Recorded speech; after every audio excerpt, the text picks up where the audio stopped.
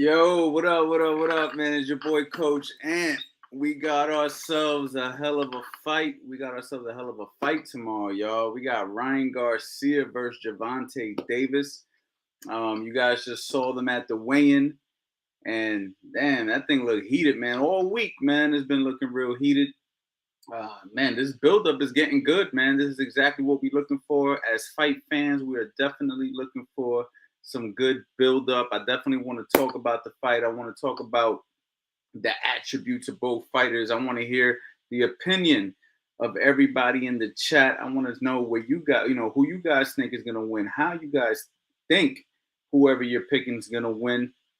This is a real intriguing match, man. And as the fight gets closer and closer, it gets more interesting, right? Because you see the intensity from Gervonta Davis. He looks real mean. He looks like he wants to hurt something. And Ryan Garcia is standing right up, man. He's not looking like he's scared either. He's looking like he's ready to rumble. And we all know that both of these kids are young, strong, hungry, determined. This is a good fight, man. This fight is happening at the perfect time. Definitely the perfect time for Gervonta Davis. It might be a little too soon for Ryan Garcia. I don't know, man. I want to hear what everybody has to say, though. We're going to go ahead and say what's up to everybody who's in the chat right now. Overseer, Ryan going to get caught when he reaches for a body shot. And I'm assuming you're saying he's going to sleep. My boy, the lunatic, what's going on, champ? How you doing? Anthony B, pumped for this fight. What's going on, Caesar, man? Looking good, coach. Appreciate you, man. When does the fight start? The fight is tomorrow, man. The fight is tomorrow, man. I want to hear your guys' opinion, man. Who are you picking, man? Who are you guys picking? And if anybody wants to come in here and be a special guest, let it be known. And I'll send the link in there, man. I want to hear your opinion, man. I want to see who's willing to get on here and talk to me, man. I want to hear what you guys really got to say. Matter of fact, I'm going to go ahead and start that early today. I'm going to go ahead and put the link in the chat, man. Everybody who wants to come in here and come talk to me is all good. Who's paying the $84.99? Listen, you got to pay sometimes, man, for something that you want, man, right? Boxing, baby. We love boxing. We got to support the sport. If you're paying for it, man, don't feel bad, man. It's part of support, man. You support the sport, man. Boxing has helped everybody in this chat one way or another, whether it's been through you actually doing it yourself or just helping you through a tough time in life by giving you some entertainment, right? So you got to support the boxers. You got to support the sport. Is what keeps it going, man. So don't be cheap. If you want to watch the fight, go ahead and pay that $84.99, man. You know what I'm saying? I know I'm not going to have a problem paying for it, man, because it's something that I really enjoy. You know what I mean? My boy Ben said, I am. Don't feel bad, Chan. That's what you're supposed to do. Sean Breezy, what's going on? Ryan seems confident, man. Yes, he is confident, man, as he should be. He's been training quite a while for this fight. He got a good corner. He got a good team. So it's real interesting, man. It's really interesting, man. Look, we got somebody who's brave who popped right up in here. What's up, Coach? What's up, Santino? Yeah. What's going on, champ? So talk to me, man. Who you got, man? The fight. Tell me what you see. Break it down to me. I got Tank, but what I'm worried about is when Tank throws his left hand and he drops his right hand. That could be a recipe for disaster. When Tank throws his left hand, he drops his right hand, you said? Yep. Okay. All right. Well, that's a good observation. I never paid that close attention to it. But that walks right into that left hook, right? That walks him right into a left hook. But I still think Tank's gonna take care of him 7th or 8th round. You think he's gonna get him in 7th or 8th? So how do you see the first half of the fight going? Do you see it just him gradually breaking him down, or do you see it as a competitive fight and then he's going to take over late? That's what he's going to try to do, but I think it's going to be similar to when he fought Isaac Cruz. It's going to be straight pressure from the beginning. He's going to have to be on his A game from the start. You think Ryan Garcia is bringing the pressure? Yep.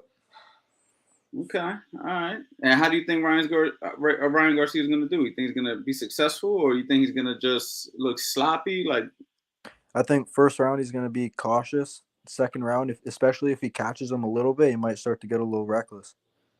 Because I know he likes to close his eyes when he punches. He puts his arms way out. So it all depends. I think Tank could get it done early too. You think it's gonna be a knockout? Yep. It's not going decision. All right, man. Well, thank you for pulling up in here, champ. All right. Thank you. All right, man. Y'all heard it first, man, from my boy Santino. Said it's gonna be a knockout. He said Ryan Garcia is gonna put the pressure. Ryan Garcia is gonna put the pressure. It's gonna be interesting to see Ryan Garcia take the fight to Tank. He did come out aggressive in a couple of the performances that he had with Joe Goosen. I don't know if he's going to be the one pressing in this fight, though. I don't think that will be the game plan. If anybody else wants to come in here, man, I already put the StreamYard link. Hit that link, man. Don't be shy. Come on in here. Come chop it up with me, man. We just going to chill and talk about the fight. I'm going to give you guys my opinion, too.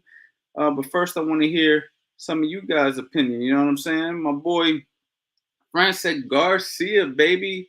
Come in here and tell me why you think Garcia is going to win, man. I want to hear the Garcia fans. I want to hear the Garcia fans talk to me because everybody seems to be a Tank fan. You know what I'm saying? Uh-oh. What's up, my boy? What's going on, Coach? I really appreciate everything you do for the sport of boxing, man. I really do. Thank you, man. Thank you. All right, so talk to me, man. Let's talk about this fight, man. I want to definitely hear your opinion. Well, you know, the southpaw is always open for the left hook. So I look at it as Ryan Garcia's got a great left hook, and it's very, very fast.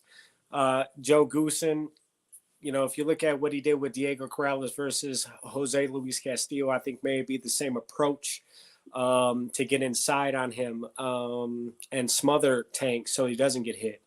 I think that, and then walk him into a left hook. I think that's going to be Joe Goosen's game plan. I think that they can time him, and Ryan Garcia has plenty of speed to hit Tank. That's just my opinion as far as the observation of boxing, man.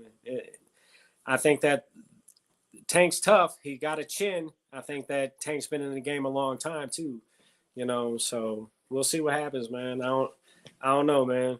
I think I'm not quite sure on your opinion on your prediction. Who you picking? I think Tank wins. I think that Ryan Garcia can time him, though. So you're thinking it can go either way, but you're leaning toward Tank. How do you see Tank winning, though? I think Tank wins by knockout. I think either Ryan Garcia or Tank wins by knockout. Just like the previous man said, I don't think this fight goes 12. I think it is going to end in a knockout. I think that the bet is real. I think the bet for the entire purse. I think it's real, but I think they said it the other day that they didn't finalize the bet because Ryan's people didn't want it to happen, and I don't think they actually made it official. I think there's going to be paperwork out there, but you know, it is what it is. I think it's official as far as the fans are concerned. I think that this fight isn't going to go 12. I think in my mind, 8-9 rounds, maybe 8-9 rounds, maybe. Okay, now before I get you out of here, I got somebody else waiting. How do you see those 8 or 9 rounds going up until the knockout? I think Tank sits there for the first 3 rounds and figures Ryan's speed out. Okay, so you got him adjusting and getting him late. Yeah, and I think that if Tank lands the same left hand that Luke Campbell did on Ryan Garcia, he's going to sleep. There's no question about that. Tank hits that hard. Tank hits like a middleweight at 135 pounds. You don't want none of Tank. He's knocked out middleweights in sparring. I've heard the stories. So, yeah, man. If Ryan Garcia doesn't hurt Tank in the first 3 rounds with his speed, there's no way. I think Tank takes him out. I think Tank takes him out with a knockout. All right, brother, man. Thank you for giving me your opinion, man. I'll talk to you soon in the community. Thank you very much, sir. Have a good one. All right, later. All right, my boy, man. He's part of the CA Boxing University. For those of you guys who don't know, I have a private community. When you grab something off the website, any of my courses, the Master Boxing Bundle, I got the CA Boxing University. We're about to pick it up and take it to another level. People share their training, their sparring, their fights. He actually shared his first fight. It was really cool to watch his fight. I believe it was in the Golden Gloves, if I'm not mistaken. I give my tips, I give my opinions, and it's just a really cool place for everybody to connect. So if you guys want a community-based platform that you guys can actually grow with me supervising it and me being able to give you guys my pointers on top of the courses that I already have, go to the website, CoachAnthonyBoxing.com. Let me go ahead and bring my boy, Coach Leon, in the building. What's going on, Coach? Hey, Coach, what's going on, man? First of all, I want to say, man, I've been following you for a while, man, and much respect, with all that you do, man, so I definitely want to take my hat off to you, man. I'm a boxing coach out here in Detroit, so much City, respect. you in the Motor City, man. We got to show y'all respect over there, that's for sure.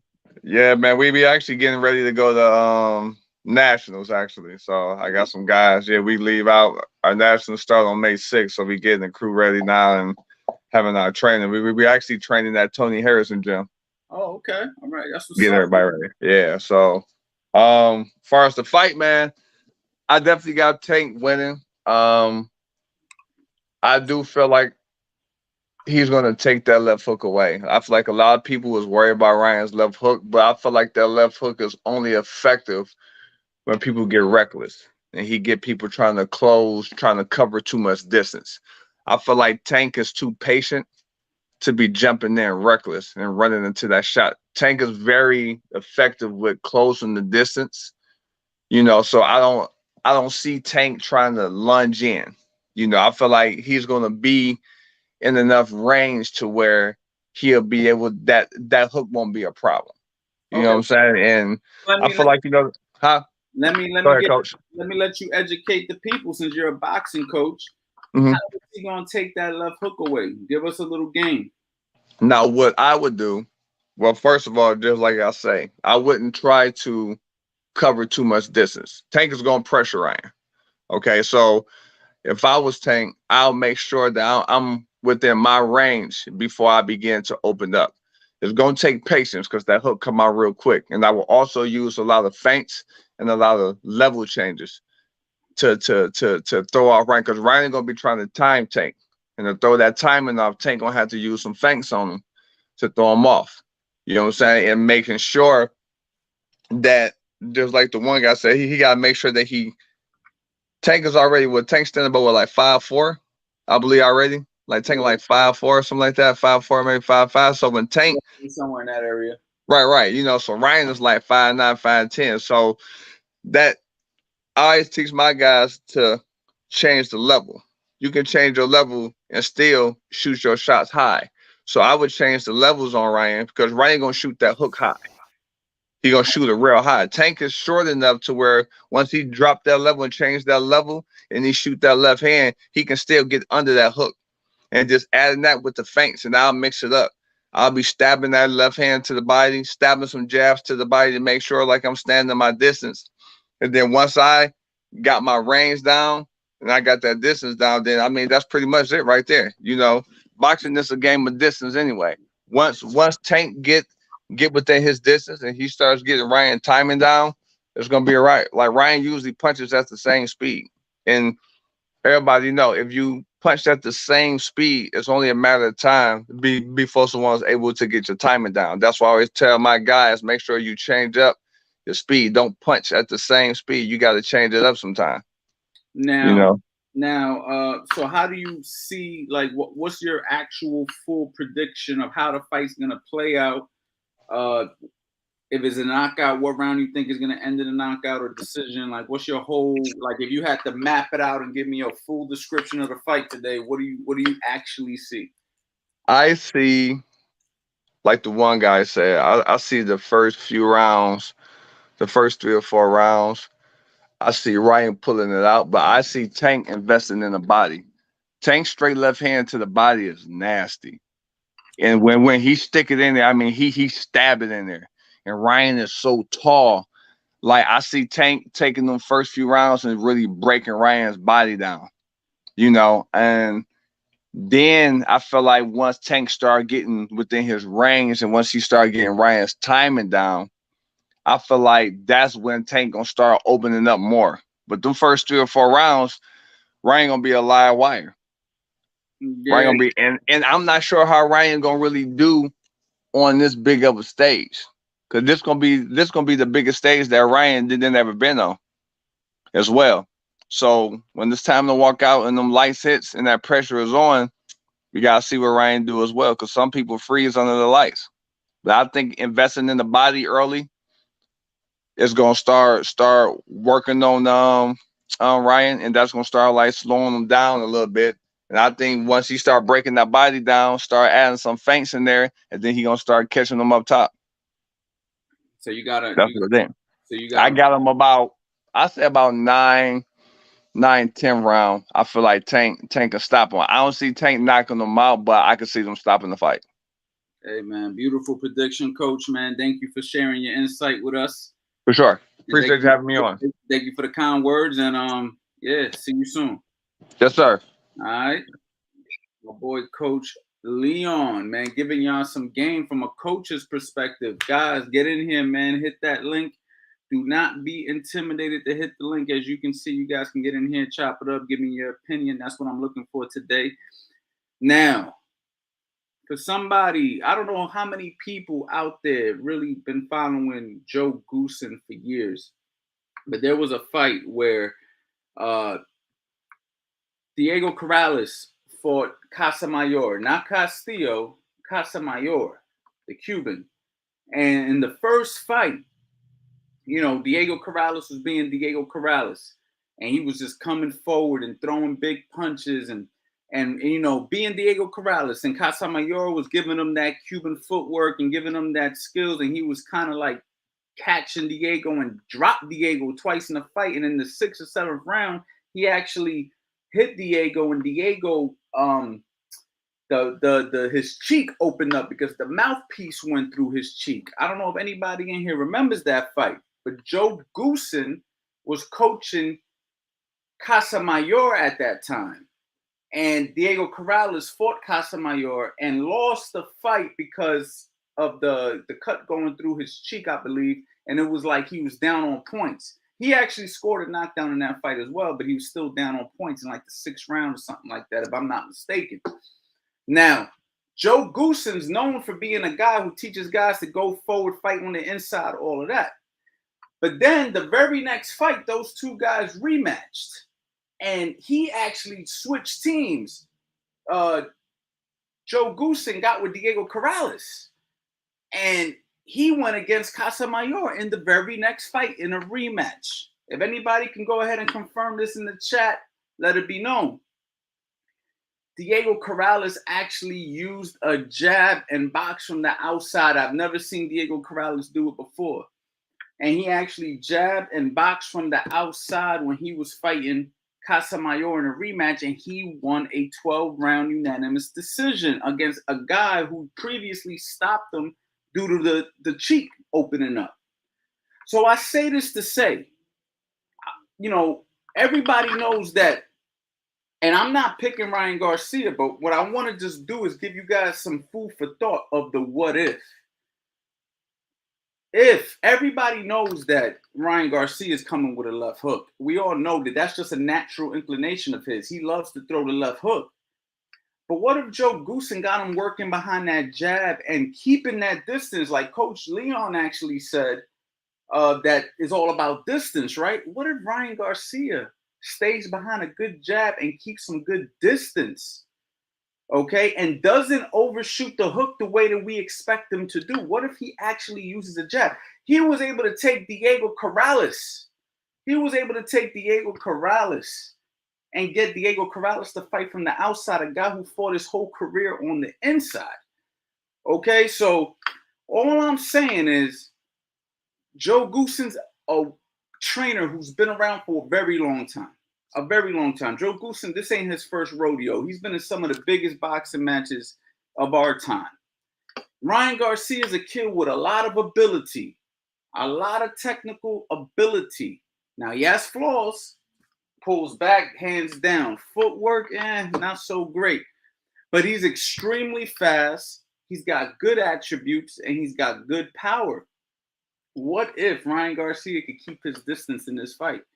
We've seen Tank give up rounds against guys that aren't necessarily as good as Ryan Garcia. At least we don't think they are. We don't know, right? Like the Mario Barrios and all these guys who Tank was going rounds and losing rounds against certain guys that we felt like, damn, okay, well, this guy's testing Tank. What's going to happen when Tank fights somebody else? What if Tank goes in there, hands up, trying to walk him down, and he's not able to get a shot off? Does he fall behind on points against the taller Ryan Garcia? Does Ryan Garcia learn how to tie up? Did he work on tying up when Tank gets close?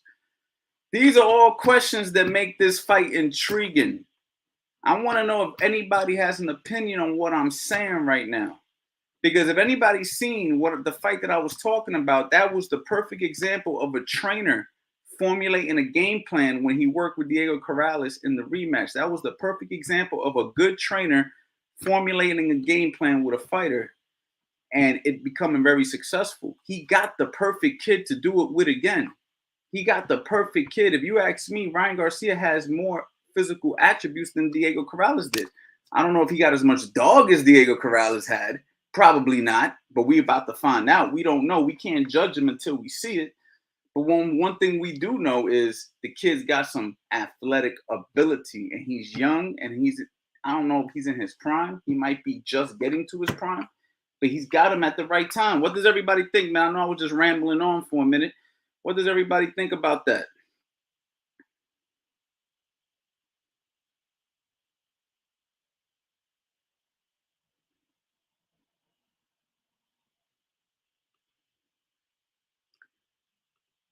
I want to hear everybody's opinion, man. I'm putting the link back in the chat because ever since Coach came in, y'all been looking real nervous to get up in this chat. Okay, we got somebody here. We got Ryan Pro Pep. What's good? What's up, Coach? What's going on, champ? I think if the fight stays to the outside, Ryan's going to win it, probably on points, maybe by KO. But I think as soon as Tank gets on the inside, it's over. Now, when he gets on the inside, you said it's over. What like, how is he going to he's just going to start bombarding him with punches and Ryan's not going to be able to respond? Like, what are you seeing? I think so, because whenever I watch Ryan Garcia's head movement, I don't see very good head movement. His footwork's not great to get out of the inside, to get back on the outside. And I think Tank's power, especially through his uppercuts, left hand, it's going to be too much, and it's going to send him out. Okay, so your actual prediction is Ryan Garcia or Tank? You kind of said both guys. Which one are you going with? I think Tank's going to get on the inside, so I'm going to go with Tank. You got it a stoppage? Yep, 100%. What round? 10. All right, say no more, Ryan. I'll be coming back to this live to see who got the right prediction. Thank you for pulling up. All right. All right, champ. Uh-oh. We got a boxing connoisseur in the building. What's going on, man? We got my man Pete Nieves. What's going on? How you doing? How's that daddy life? Congratulations. Thank you, man. Thank you. So for everybody in the chat who don't know, I had my first child, my daughter, Destiny, and she's home now. She was born premature, 6 weeks early. She'll be 3 weeks on Monday, or sometime next week. She'll be 3 weeks. So yeah, man, everything's going good, man. I'm so happy. It's beautiful, man. It's beautiful. I couldn't expect anything better, man. But talk to me, man. Let's keep it boxing today. Yes, sir. Yes, sir. What do you see, man? Now, for those of y'all who don't know, Peter Nieves was a great professional fighter, great amateur fighter, a lot of boxing experience. So we're not talking to somebody that don't know shit about boxing. So Pete, you being an experienced boxing mind, what do you see tomorrow? It's funny. It could be anything. You know what I'm saying? We don't know what's going on behind closed doors. You know what I mean? So that's a whole nother world, right? Like that's something that people don't understand. Like a lot of people say this, that, and the other, but you don't know, right? Like you don't know if one of them got like a fucked up knuckle or or their knees bothering them. Like we never know what's going on with a fighter. We just know what they're presenting to us because they're never gonna tell you because they're not gonna ruin the fight. They're gonna go out there and fight so they can make that money. But I've been through there. I've been there. And one of my biggest fights, 4 days before the fight, I was in a fire. I was in my apartment, and the crackheads in there just lit it up, and we had to evacuate. So let's just say everything. People know what goes on behind the scenes. You know what I'm saying? Let's assume everything is going great. If it's going good, these guys they better be. I didn't see the weigh-in today. I was about to watch it, but hold on. I got something for you. Hold up. I don't got the whole weigh-in, but I got a little something. Yes, I did. No, we good. No, I'm good. Hey, let them get out. They good. You ain't got to touch it. You ain't got to touch it. Don't touch it. Stay focused. I got that. Yo, take it. Let's go ahead. You ain't got to touch it.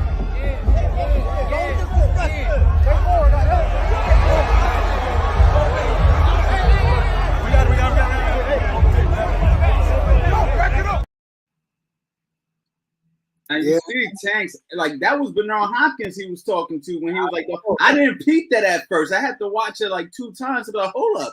He was stepping to Bernard like that, look. So Gervonta is edgy. He's very edgy. He looks really, really ready to fight. No doubt. And that could for him or that could work against him. You know what I'm saying? You got to be smart. This is a huge fight. You know what I'm saying? We don't know what Ryan was coming with. You know what I'm saying? You were just talking about Joe Goosen and how he flipped the script.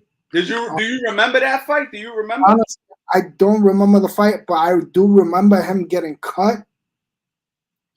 And it's dangerous when you get cut inside because the bleeding is not going to stop. Now, I just want to make this point about Diego Corrales. God rest the dead. Diego Corrales, obviously one of the all-time warriors of the game. Oh, when he got that cut in his cheek, right? Inside. And inside, you could like the mouthpiece, like it came through. When he spoke to the woman, to the lady, because he was begging for one more round. They were like, yo, we're going to stop the fight. He said, no, give me one more. They were like, it's over. He started freaking out. Oh, hell no. When they interviewed him, he said in this interview, and this was before the Castillo fight. Trilogy, yeah. Yeah, trilogy. He said, you guys don't know what I'm willing to endure in that ring. You guys have no idea what I'm willing to endure. He proved that in the Castillo fights, which happened years later, that he was everything he ever said he was when it came to having heart and a warrior in that ring. You know what I'm saying? So I just want to give that history lesson for the people who don't know much about, Corrales, which I know a lot of people here probably do.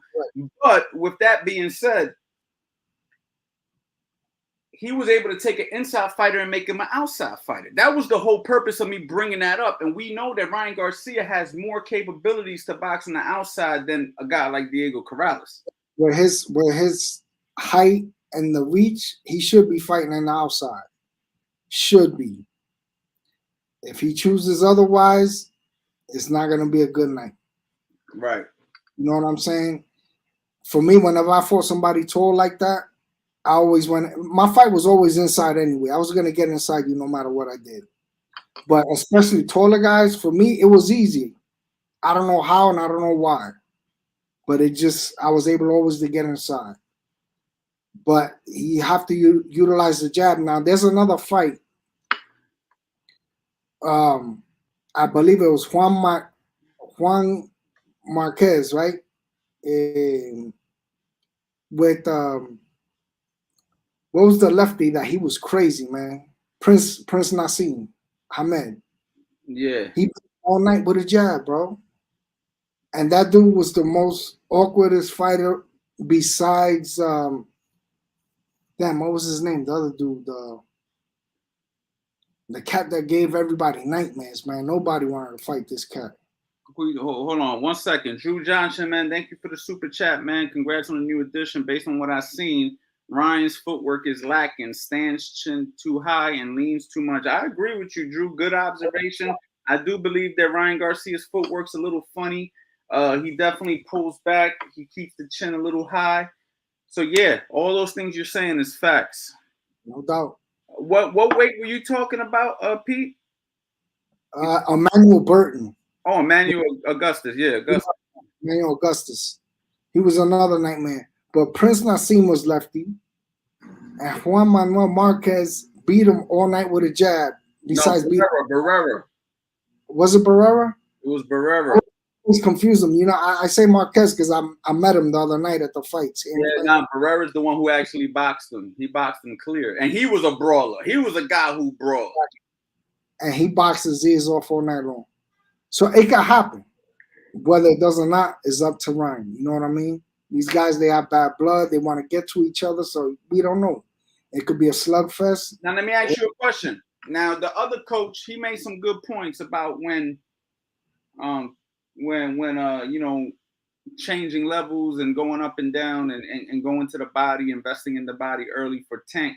Now, if Ryan is smart enough to stay on the outside, which I personally believe they will be, I don't think that Joe Goossen's going to tell him to fight on the inside, at least not in the beginning of the fight. You know, at least he's going to try to attempt to start on the outside, which he should. We know that Tank is going to be the aggressor. We know that, right? He might be a patient aggressor, but he's coming forward. Now, when he comes forward, if he tries to step in with his jab to close the distance or throw that straight left hand to the body, he kind of puts himself in a position to get hit with that check hook over the top. I mean, it's really going to be difficult for Tank to be an aggressor and not have to deal with that left hook. Because, yes, even though he might be able to get under it, when he decides to step to Ryan, all Ryan got to do is keep his foot on, going to his left and throw that check hook over the top. And if Tank's being the aggressor, isn't he walking into it? He might. And here goes my thing about Ryan and that left hook. He throws it too wide. He shows it. You understand me? So I would let him throw that left hook all night long, bro. My right hand's here. If I catch that hook before it comes, you better believe my left hook is gonna be there and the right hand right after it. He throws that hook too wide and his chin is straight up to say, go ahead, hit me. You feel me? So it's a lot of factors. It's a lot of factors. Yeah. But if he stays on the outside and box, it might be a good thing for him. Joe Goossen has a lot of experience with tall, lanky fighters, right? He had Diego, he had the Relas brothers back in when I fought, those guys were tall, lanky, 135, 130. They knew how to fight in the outside and the inside, except for one brother that just used to like to brawl it out all the time. We know that Joe Goossen favors the inside. We know that. Right. But in this case, I don't know if that's what he's gonna want. But at the same time, I don't necessarily know if Ryan trying to stay on the outside is always gonna be a good thing either. I mean, not that it's gonna be a bad thing, but him working that hard to try to stay on the outside is gonna eventually catch up to him anyway at some point of the fight, because he's gonna have to work really hard to try to stay there. At some point, they gotta fight in the inside. Exactly. So that's where we're gonna see what is what. You know what I'm saying? And if he's throwing these wide punches, Tank is gonna go in the middle of that and eat him up. You know? But definitely, I would invest into the body. I tell that to all fighters anyway. That you chopping the tree down, you know.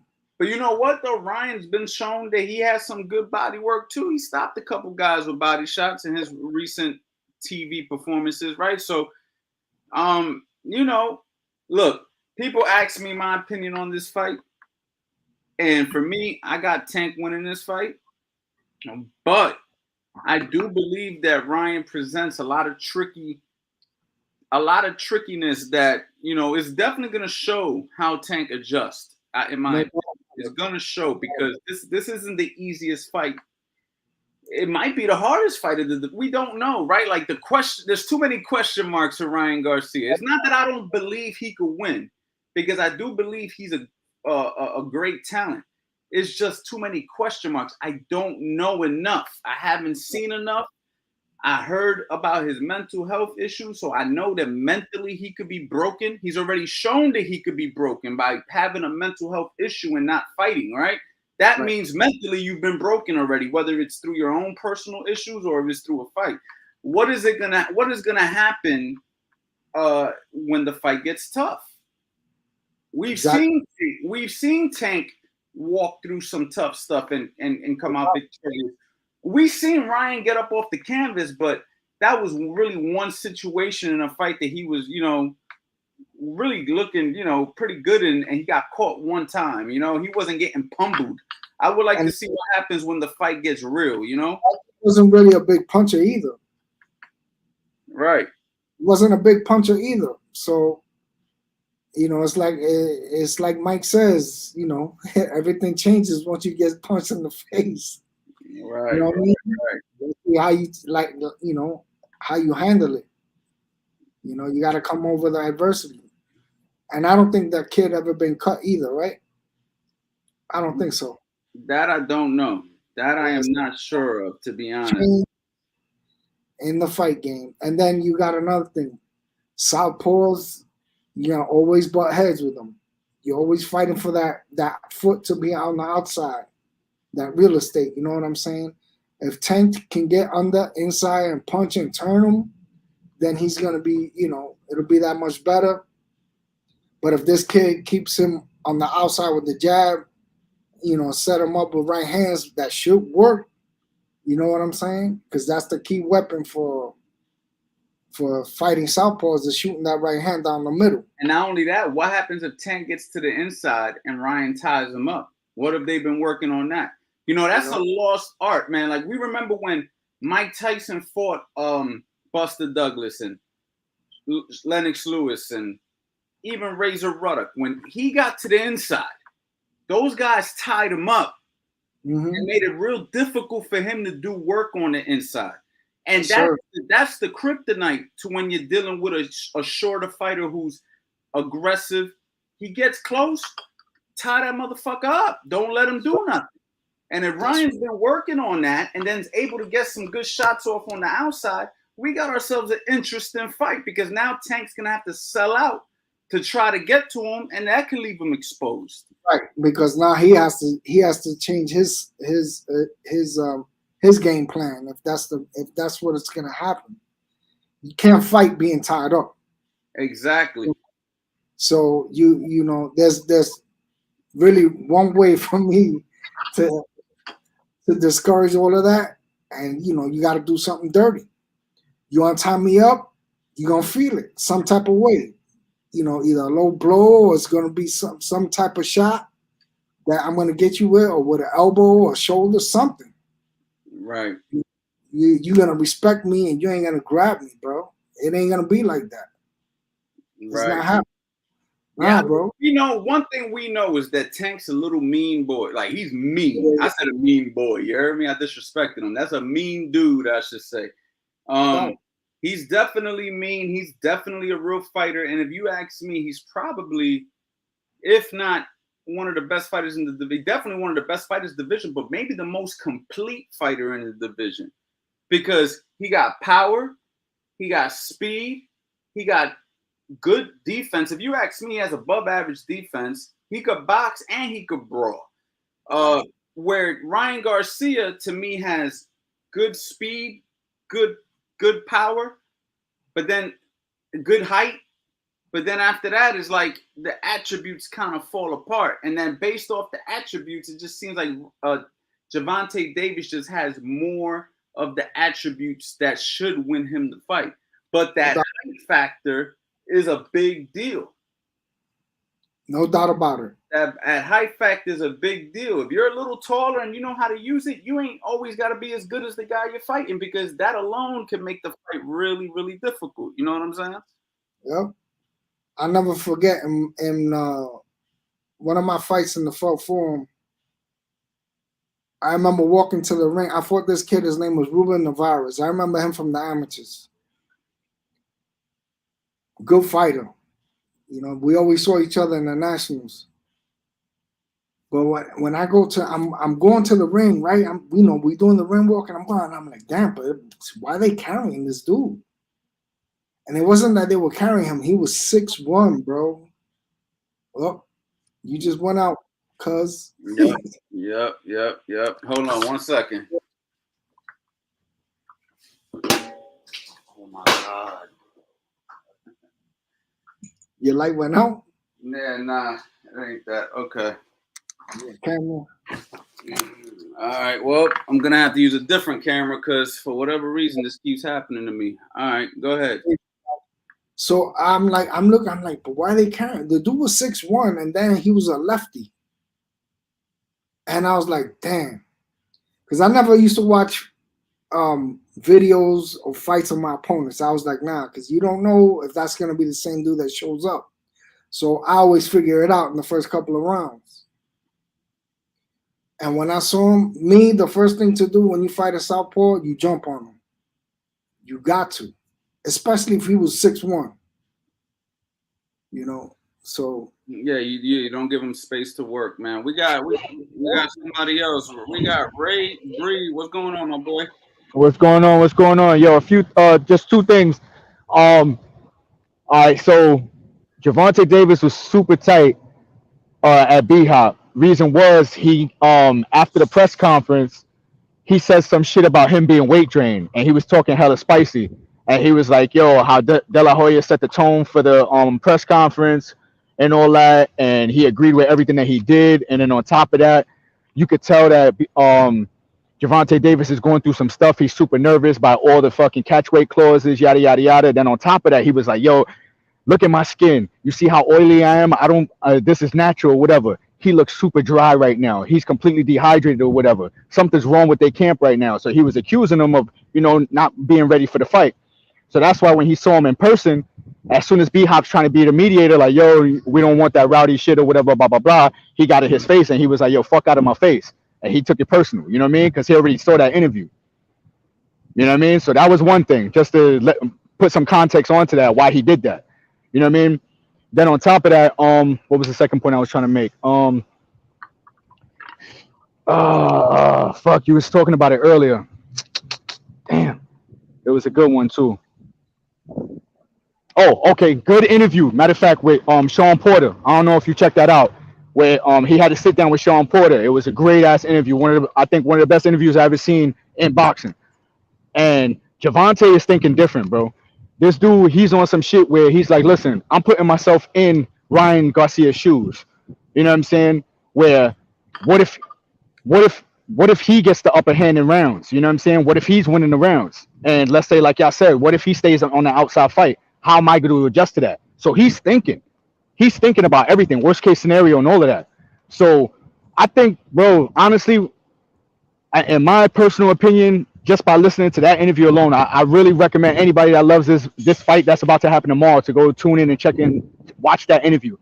Like he's on a different timeline, bro. And Ryan, to me, yo, completely here just clout chasing right now. In my personal opinion, bro, everything that he's saying is all cap.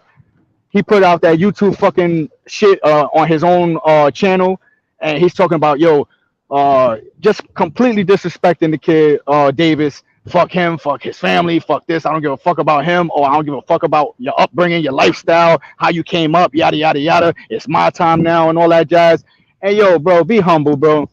This is your time. You finally fought for it for 2-3 years or whatever. The way that you're coming out right now, to me, I see through that. You know what I mean? And I hope a lot of people see through that. Like, that energy right there is the reason why you get everything that you deserve tomorrow. You know what I'm saying? That's how I feel. You know what I mean? And I think Gervonta is going to come in on a different timeline. If the only thing that's going to save Ryan is, like I said, if he fights a perfect fundamental fight, keeping distance, keeping range, and like you said, his coach, he could have done that. He could revamp his whole strat. You know, yeah. Oh, that left hook. Everybody's thinking left hook. Nah, I'm gonna try to fight that perfect fight. But does he have the skill to do it? Does he have the skill to endure it? You know what I mean? And guess what? You're getting punched at the same time. Can you stick to that formula? Can you adjust? You know what I'm saying? I don't know. It's gonna be. I can't wait to see it, man. I'm super excited. Yeah, nah, it's gonna be a good fight, man. I mean, listen, all good points. I don't know if Ryan is clout chasing. Well, He is, bro. He is, bro. I think He is. He is, bro. I'm a reader of people, and bro, nah. The way that he's coming out, the way that he's talking or whatever, nah, bro. You don't come into the game like that. You don't talk, bro. Just go watch that YouTube shit, bro. That YouTube is on his page. The Ryan Garcia shit, him training, all that shit like that. Oh my god, it's disgusting. It sounds like a nana, bro. The whole time, it's straight female. It sounds like a woman, bro. And not to sound sexist or nothing like that, but it's female shit. It's what females do. You know what I mean? When they got drama with somebody else. All that shit ends at the bell tomorrow night, bro. Yeah, exactly. Yeah, exactly, bro. Tomorrow night we definitely gonna see what he's made exactly. of. He's definitely in a position, you know. Not to say he's not a warrior. He got the warrior spirit. He got knocked down. He came back up and won the fight. So he does have the heart to do it. You know what I'm saying? Which is kudos to him. You know what I mean? But also, I think that certain people don't know how to do the trash talking, if that makes sense. Like certain people, they try to do the trash talking, so they do the most when they trash talk, thinking that that's how you're supposed to do it. I agree. He hasn't been exposed to enough, you know, of that. I agree. I agree with that. You know he's young. Yeah, he's young, so he comes from that era of toxicity, extra. You know what I mean? No respect for whoever was there before him. You got to think. He's not a. I agree. He's not a street dude. He's a boxer. Like a lot of boxers. No. Not even, bro. He's not, bro. Let's not give him the credit for boxer. I can't do that yet. He's a fucking entertainer, YouTuber, bro. He's a TikToker. Nah, that's where he got his clout from. Let's be real, because look, listen. His audience, the first thing people say when they announce him is his fucking followers, his follower count. Even in the weigh-in today, that's what they were talking about. His large fan base, online, social media, So that's his sole bread and butter right there. That's the only reason we talking. I don't necessarily agree with that. Because I do, bro. That's the reason why Gervonta considered him, because of his following. He's gonna cross over everybody that liked him into his camp. Professional boxing, you get recognized in professional boxing based on what you did as an amateur. He had an amateur record of 215 wins and only 15 losses. He actually beat some good fighters, including guys like Devin Haney 3 times. Okay. So he's not a kid who just got good at TikToking and became a professional fighter. He was a amateur boxer who was decorated amateur boxer who turned professional and took advantage of his platform and took advantage of the situation and got recognized. But by no means is this kid a fake fighter. This is a real fighter. Not saying he's a fake fighter, bro. But wait, for him to even be in the conversation, yes, it was TikTok platform that got him there, not his fighting.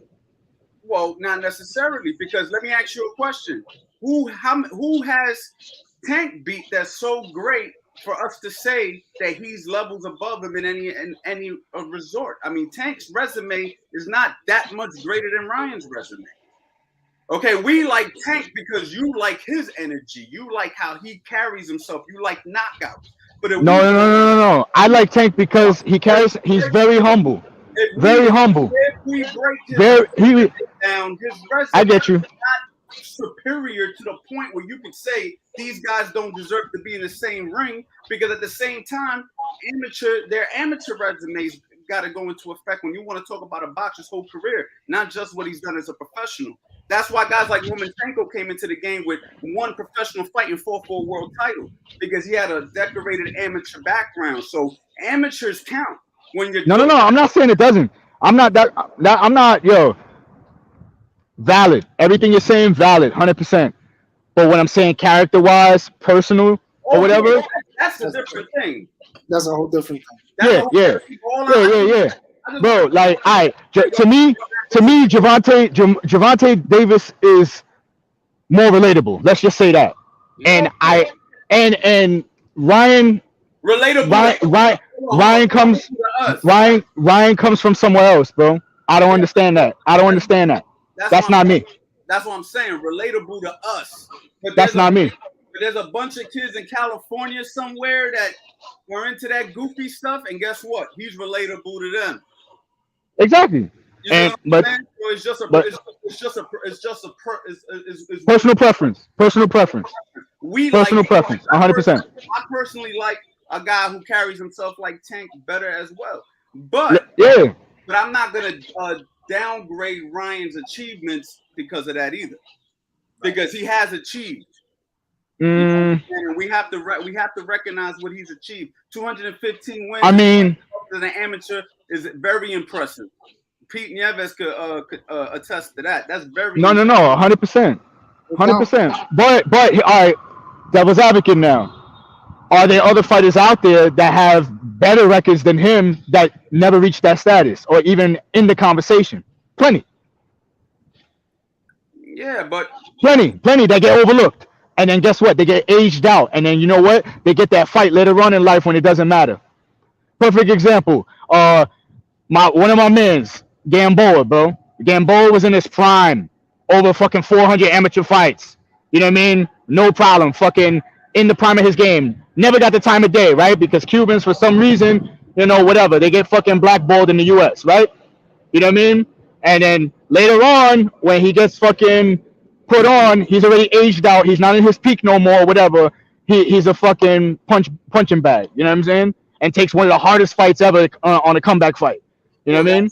That's why it's so important for young fighters listening to this. If there's any young guys who watch this later or anybody, to understand that boxing is a business, and if you don't market yourself, these are the type of things that happen. Because if you can't sell tickets, if you sign the wrong contract, if you do something that, you know what I'm saying, whatever, you're not going to make it in this game. And that's why Ryan Garcia has done everything he was supposed to do to take advantage of his look. No.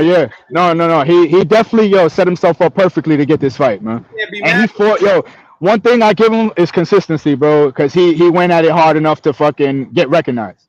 So I give him props for that. Because, you know what I mean? He made so much noise, you ain't got no choice but to fight him. Or else you look hella sus. I mean, look at Jake Paul, right? Like, come on. I mean, that's the perfect example of what boxing wants. Boxing wants. Sidebar. You know what I mean? Like, I'm going to bring up Mayweather. I'm sorry, don't slap me. But Mayweather always ducked this dude, what's his name, Margarito, when he was knocking people out. Right? They were running parallel their whole career paths. But he never got brought up in the conversation to fight. He could have fought him any given time. But the minute he got caught cheating or whatever, then all of a sudden, you know what I mean, he starts talking about him. You know what I mean? But before that, ain't nobody want no smoke with him. How come he never fought him? Just something to think about. Throw it out there in the universe.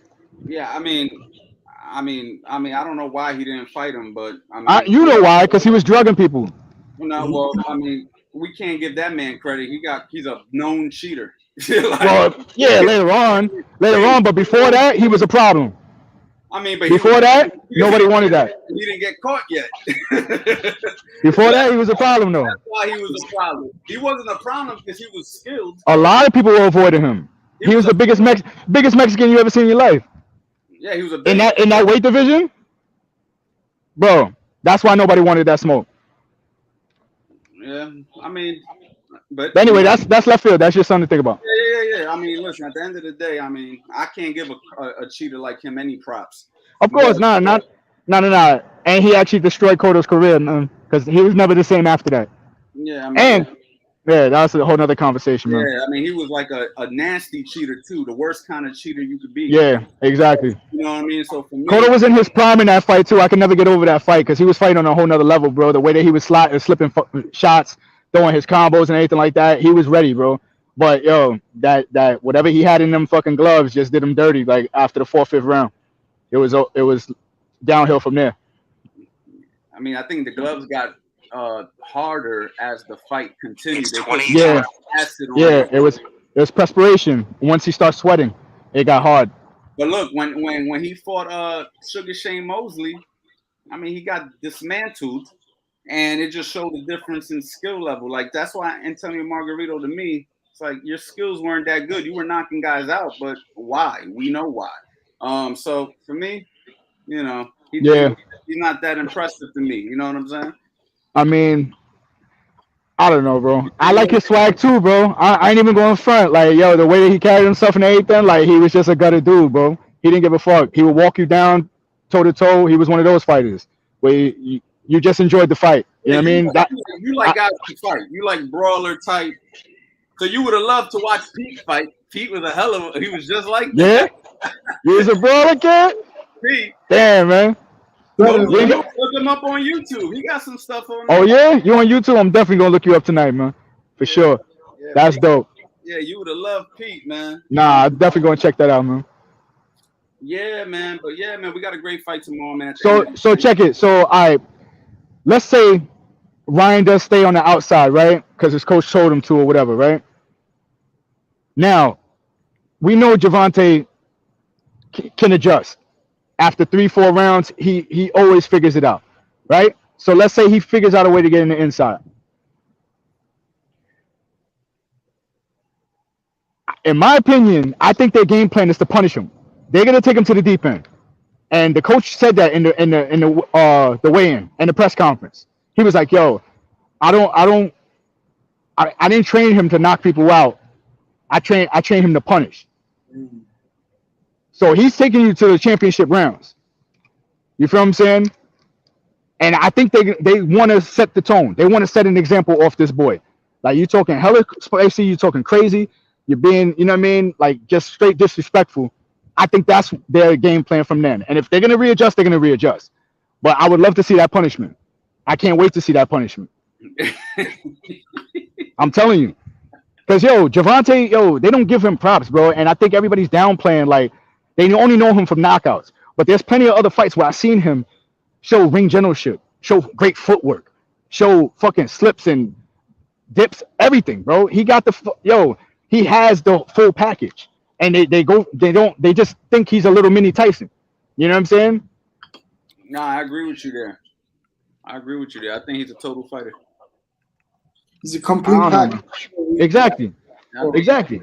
And he's still young, and he's only getting better, bro. And he knows what's on the line, bro. When your back's against the wall, bro, what you gonna do? Yeah. And you invited this, so come on, man. Nah, he's ready. He's ready, bro. He's ready. Oh, he's definitely ready, and he's been active. That's another thing. You know, Ryan Garcia decided not to fight in January, where Tank did. So Tank just came out of a camp, maybe took a little bit off and got right back in a camp. He's been active where, and you know what? Ryan's been active, even though he's been training. He hasn't fought under the lights in a while. Exactly. And you know why he did that, right? Because you don't want to risk taking a loss and losing the opportunity. That's true. That's exactly why he did that. I agree. 100%. You know what I mean? You didn't want to injury, anything could have happened where he could have jeopardized his fight. So he was like, nah, I'm gonna play the sideline. Just focus on the fight. Right. Come on, bro. Where's that warrior spirit? Yeah, nah. I agree, man. I think that's gonna be the difference in the fight tomorrow.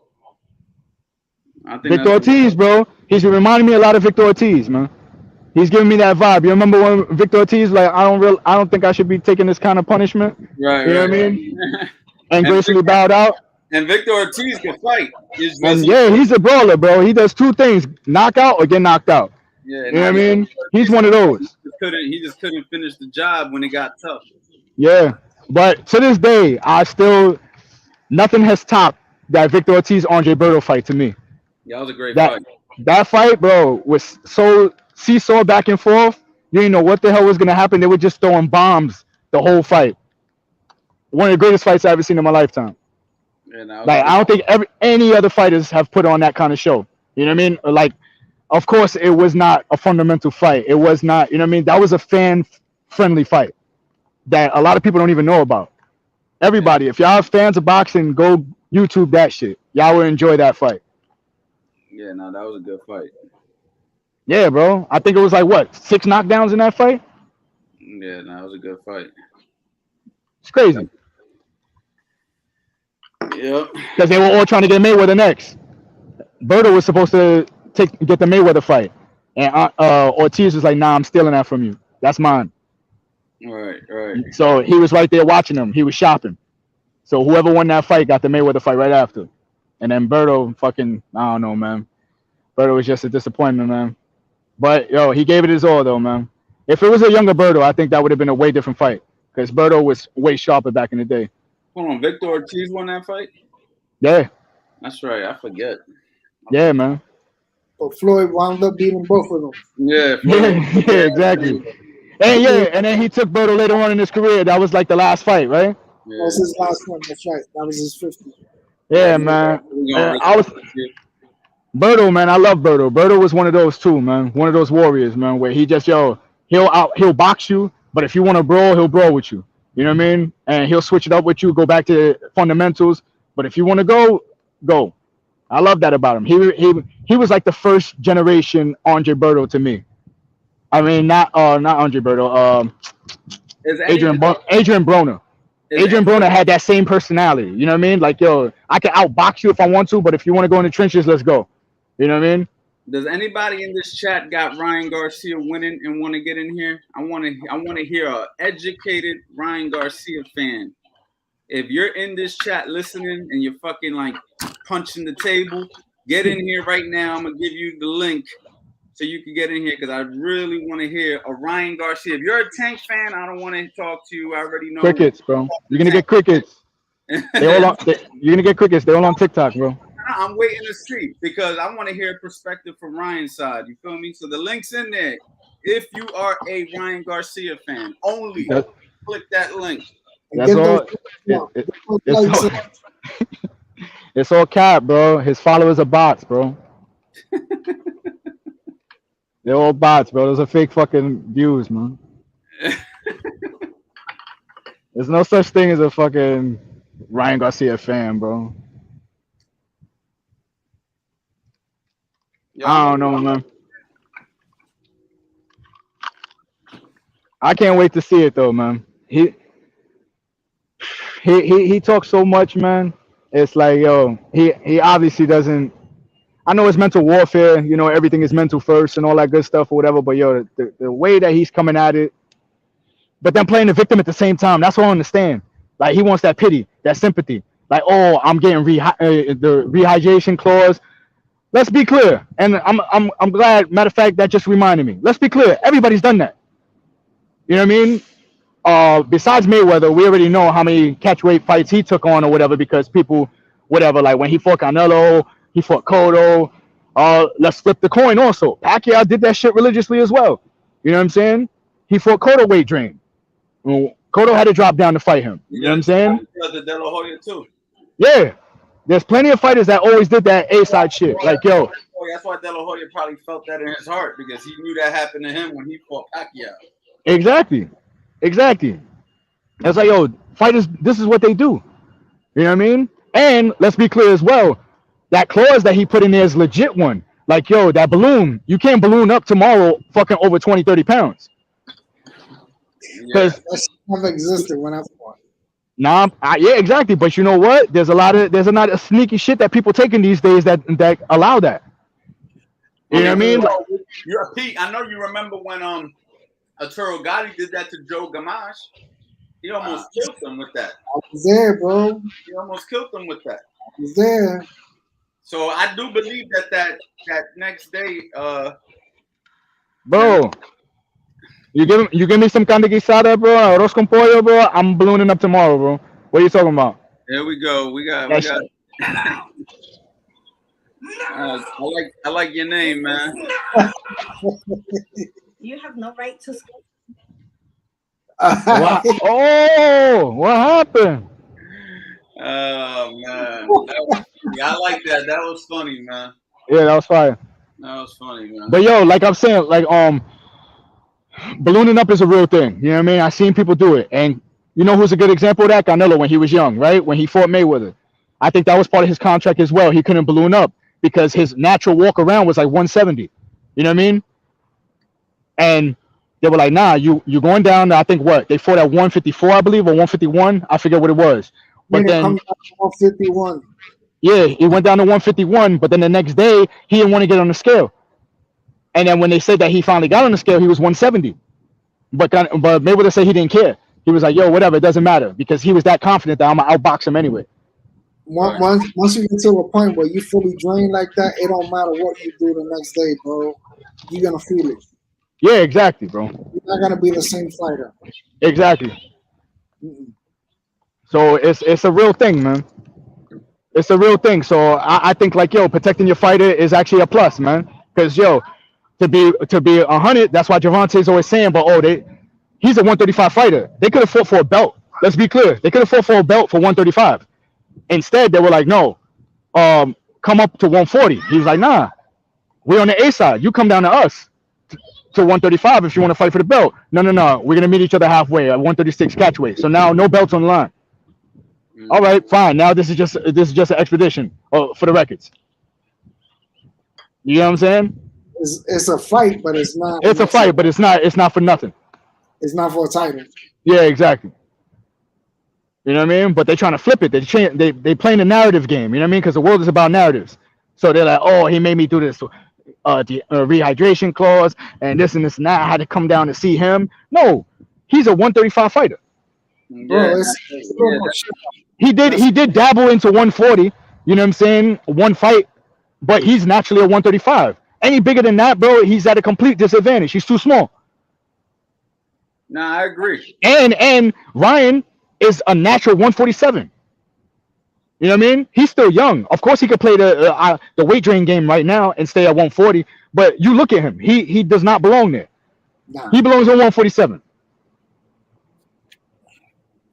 It's just he's young right now, and you know how it goes. And the young take advantage of the lighter weights until you can't do it no more, and then you progressively go up. Yeah. It's like Kevin Garnett, bro, being a power forward his whole career when you know damn well he's a fucking center. He's 7 foot. He's supposed to be a center, but he played the power forward position his whole career. Come on, man. That's a fucking hack right there. You're not supposed to be able to do that. But he made the weight, and he's agile to do it. All right, let's play. You know what I mean? Come on, man. But they try to act like, oh, I'm the victim. I'm the victim. Stop playing the victim, bro. That it's not appealing to people. You know what I mean? It's see-through. And that whole Jesus narrative that drives me crazy too, bro. I'm a real believer. You know what I'm saying? So when he throws that out there and all that, I think it's all cap, bro. It doesn't seem genuine to me. It seems bogus. Like he's just using that as another prop. Every time he throws it around. I don't know. That's just me though. Like I said, personally, I hate the guy.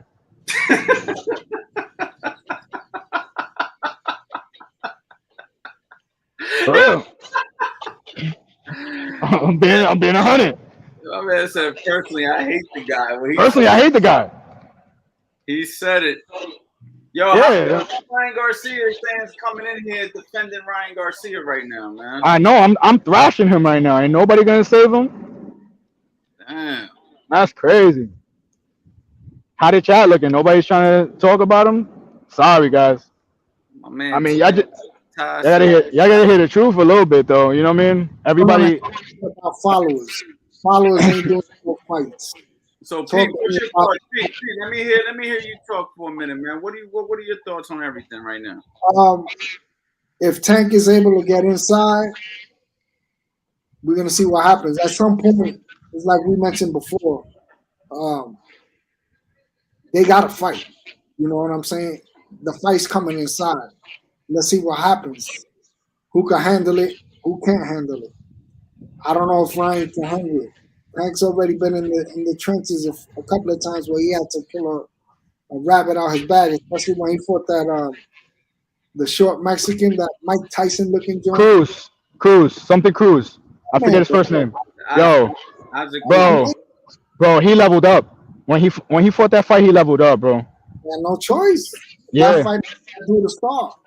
Yeah, he really turned up. Footwork on 1,000, bro. He was different. He was So different. I didn't even know he could do that.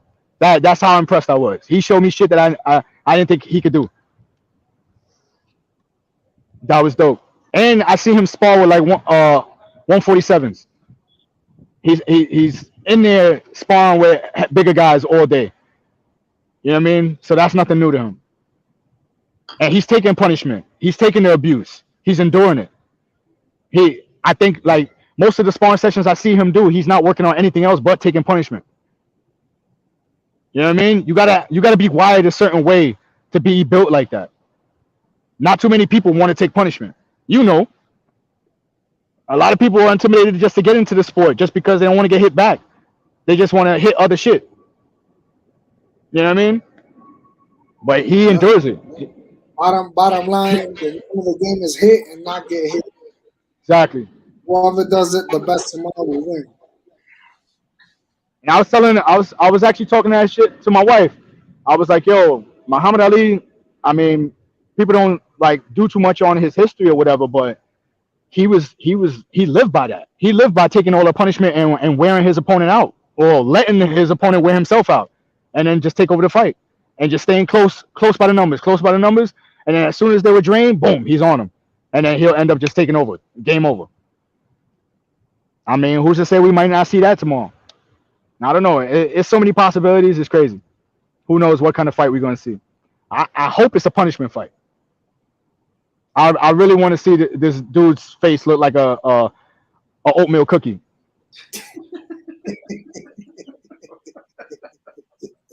and he mad light skin too, so you know all of that shit is going to show. You know what I mean? You're gonna see different colors of the rainbow on his face. Pretty sure that's gonna happen tomorrow. Oh yeah, I'm hoping, man. All right. All right, man. As y'all can see, man, I ain't got nothing to say, man. His passion for Ryan Garcia getting his ass whooped is so fucking serious that I got no words at this point. You It's know? deep. Yeah, bro. It's Yeah, bro. it sounds like y'all got a personal issue with each other. Like, Nah, because alright, man. It's alright. Yo, check it. Cause you know, like you follow these people and you looking at their interviews, you're looking at what they're putting out there to the world and all that kind of stuff.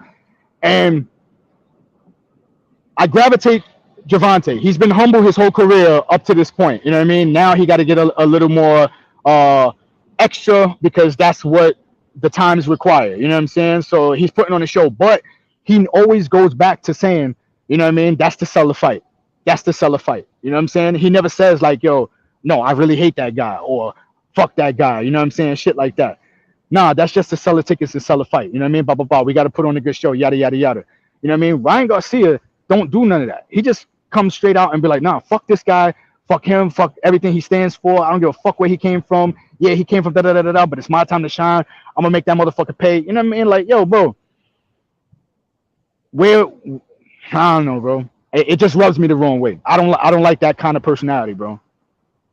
And that's it. I don't gravitate towards people like that. Easy. You know what I mean? If anything, I keep my distance from them because that seems like all cap to me. Or people I don't want to be around, period. And that's just that. No doubt. One of the first things my trainer taught me, que en paz descanse, hay que ser humilde siempre. And for those that don't know Spanish, it means you have to be humble always. Look, be humble or get humbled. I live by that. My man Undisputed said Davis' defense isn't great either. What Garcia said is true. He takes hits every fight. Santa Cruz, Barrios, Pitbull Cruz. I think we're gonna have a much closer fight than expected. Pitbull Cruz was the fight. That was the one where he stepped up. I think you know. That was a good fight. I think Pitbull. I think what happened in that fight with Tank and Pitbull Cruz wasn't that you know he gave that Tank got hit in that fight, and I think we found out how good Isaac Pitbull Cruz is in that fight. 100%, and he gives him mad props for that fight too. Because since that fight, he's dominated everybody he's fought. He was, hell yeah, and nobody wants to fight Isaac Pitbull Cruz. Ain't nobody standing in line to fight that kid. The only person who called him out and was willing to fight him was Shakur Stevenson. But Shakur Stevenson is arguably the best boxer right now in the game. Arguably. We don't know yet, but we're very, very – it could be very clear that he is. So other than Shakur, who wants to fight Pitbull Cruz? You feel me? So I think what happened – nobody. Yeah, I think what happened in that fight was we found out that Pitbull was the truth as well, you know? And not only that, I think that fight, he was a last-minute replacement, right? Yeah. So he wasn't training for that. Yeah, he just jumped on an opportunity. Figure that fight out. Right there. Tank still won that fight says a lot about Tank. Because he fought a guy that he didn't know was that fucking good and found out real quick. And apparently he says he hurt himself in that fight. A lot of fighters say that when they have a tough fight, so I don't know how true it is. Yeah. He did say he was fighting with one hand for a majority of that fight. And he was able to pull it off. Yeah, it was his right hand. His right hand, I think he landed something clean. And as soon as he landed that shit, he was like, ah! And then the rest of the fight, he wasn't throwing that punch no more. He threw it like maybe 50%. You know what I mean? Where he wasn't throwing no power behind it no more, but he was getting clean shots off. Because one thing about people that about him that they don't give him props for too, he's an accurate fighter. He knows where to fucking land his punches all the time, and they come off clean. You know what I mean? So even if there's no power behind him, he's going to get numbers on the scorecards. Who you talking about? Tank. Oh, yeah. It seems like most of the shots he throws, he tries to hurt you though. Oh yeah, because he don't throw many. He's not a volume puncher. Yeah. You know what I mean? You think about it. You know what I mean? The flip side of that is Pacquiao throwing 1,000 punches a fight. You know what I mean? Eventually, you know what I mean? All that volume is like fuck. You know what I mean? He outworked you. You know what I mean? So he's not outworking you, but every time he lands, that shit is slapping the shit out of you, and you seeing your ribs moving, you seeing your body shake, like oh shit, and that on the replay is getting showcased. So every punch got to count. I don't know. Jorge, get in here, man. It sounds like you got a little Ryan Garcia in you, man.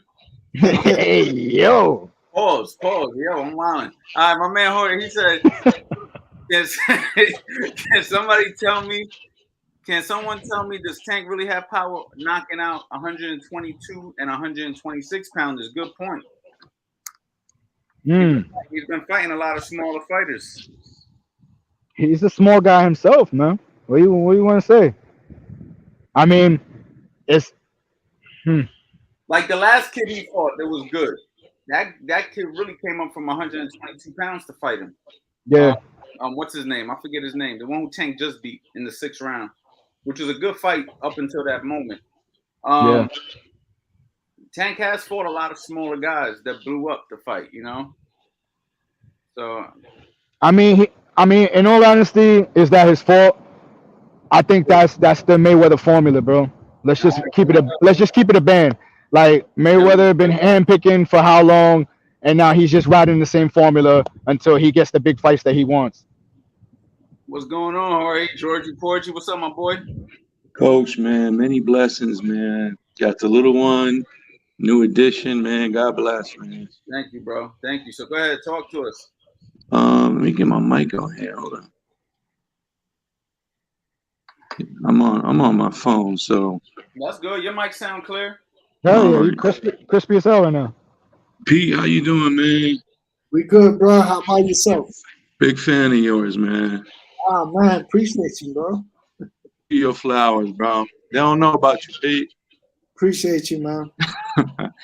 All right, here's my take, man. I typed it in the chat. Gervonta, power. I mean, is it really power knocking out 122 pounders and 126 pounders? I mean, I'm trying to figure it out. Anybody got an answer for me, man? Because I mean, is it really power? I mean, these guys are tiny. All these 90% of his knockouts are against 122 and 126 pounders. I think the only true knockout he had was Pedraza at 130. No, didn't he knock out that kid at 140? Come on, Barrios, man. I got 5 people on my phone that beat him tonight. Stevie. I got 5 people on my phone that beat him tonight, and they ain't even in training camp. Oh man. No, I'm keeping it 100. Is it power or is it You know these what? guys are tiny? You know what? I think that's what makes this fight intriguing, because you make a good point. Sometimes, though, we got to go with the eye test, right? Tank passes the eye test when it comes to power. He's knocking these guys out for real. So with that being said, this is what I was saying to Ray. I was saying to him that Gervonta's resume isn't that much better than Ryan's, other than the Pitbull Cruz fight, in my opinion. I think that's what separates him and Ryan, is the Pitbull Cruz fight, really. So that's what makes this fight interesting. Honestly, that's what makes the fight interesting. We're gonna find out a lot about both of these guys tomorrow, because a lot of people who are in boxing have been questioning Tank for that reason. And but I believe that he's gonna pass the test. I believe he is gonna pass the test. What do you think? Now listen, I'm a very big B-Hop fan. And I know he's part of Golden Boy. He's got to talk that bullshit. I'm with it. But I'm also a very big fan of Joe Goosen. And to hear Joe say, listen, now I'm going to go even further back. Pete probably knows. I mean, we remember Joel Casamayor. Mm-hmm. He was under Joe Goosen. Mm-hmm. So was Diego Corrales later in his career. But Joe said, Ryan hits like a middleweight. This is a man that's well respected in every boxing circle. He says, listen, I trained a lot of guys.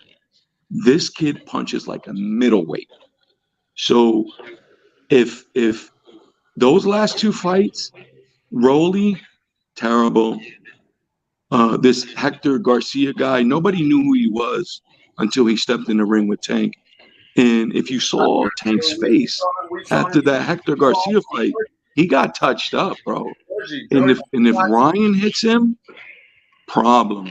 Georgie, we watched Hector beat Chris Colbert.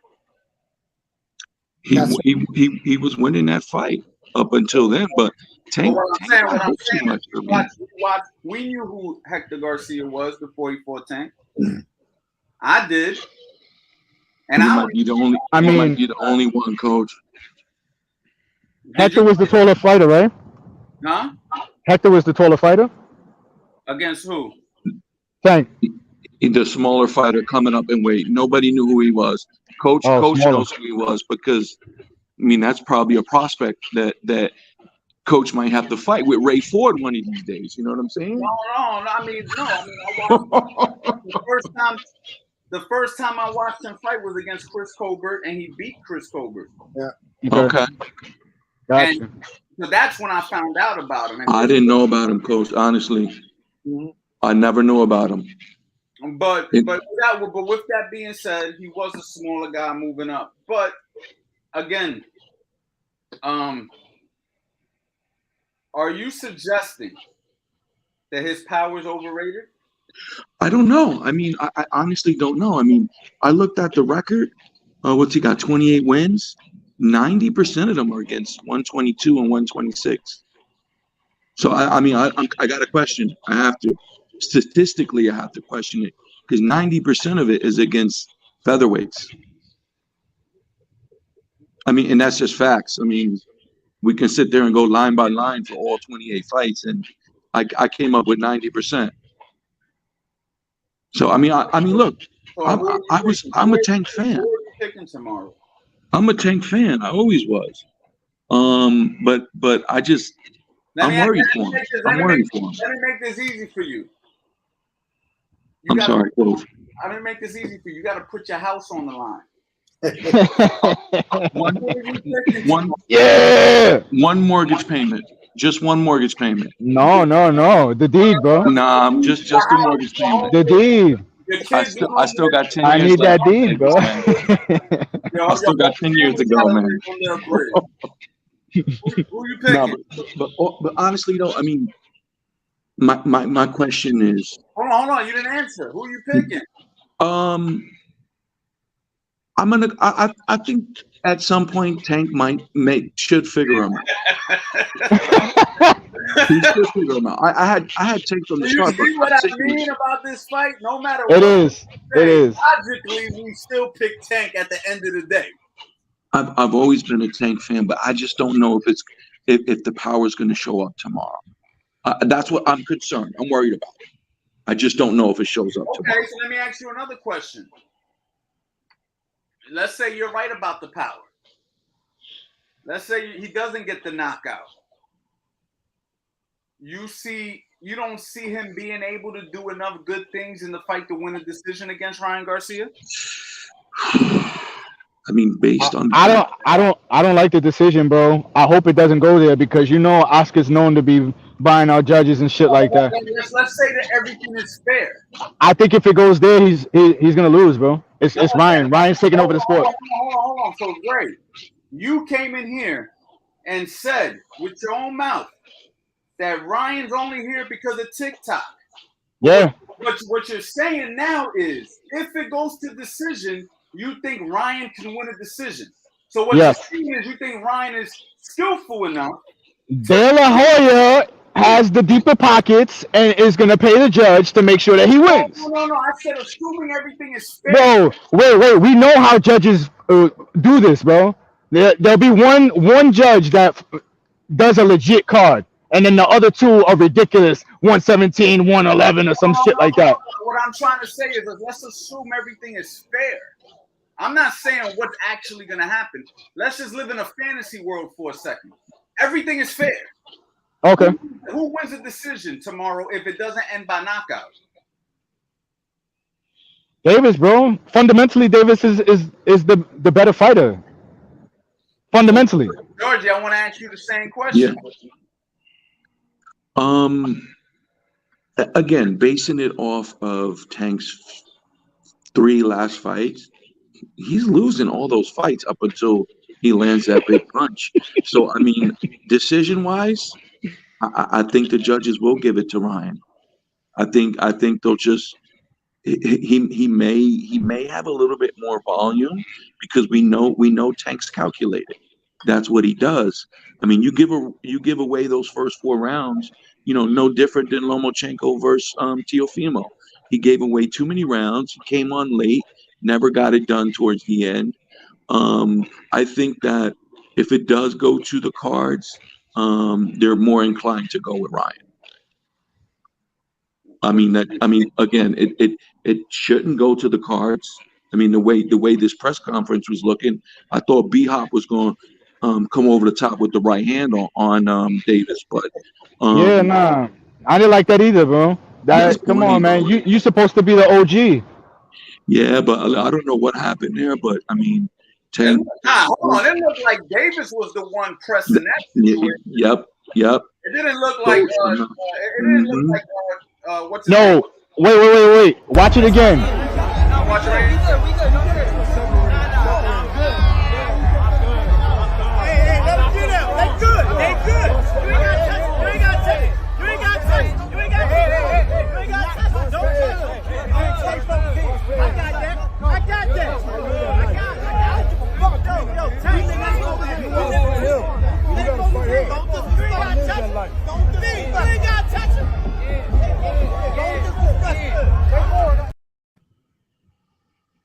Bro, when things get heated, somebody touch you. Why are you doing that? That touch could potentially got him sideswiped and got him knocked out because he looked to the left, and guess what? That's when that cheap shot come into play. What are you getting involved for? Why are you even on this side? Well, he want to make sure they don't rumble. Who are you, bro? You on the other side. Get the fuck over there.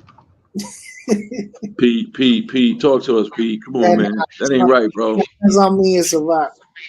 I don't care.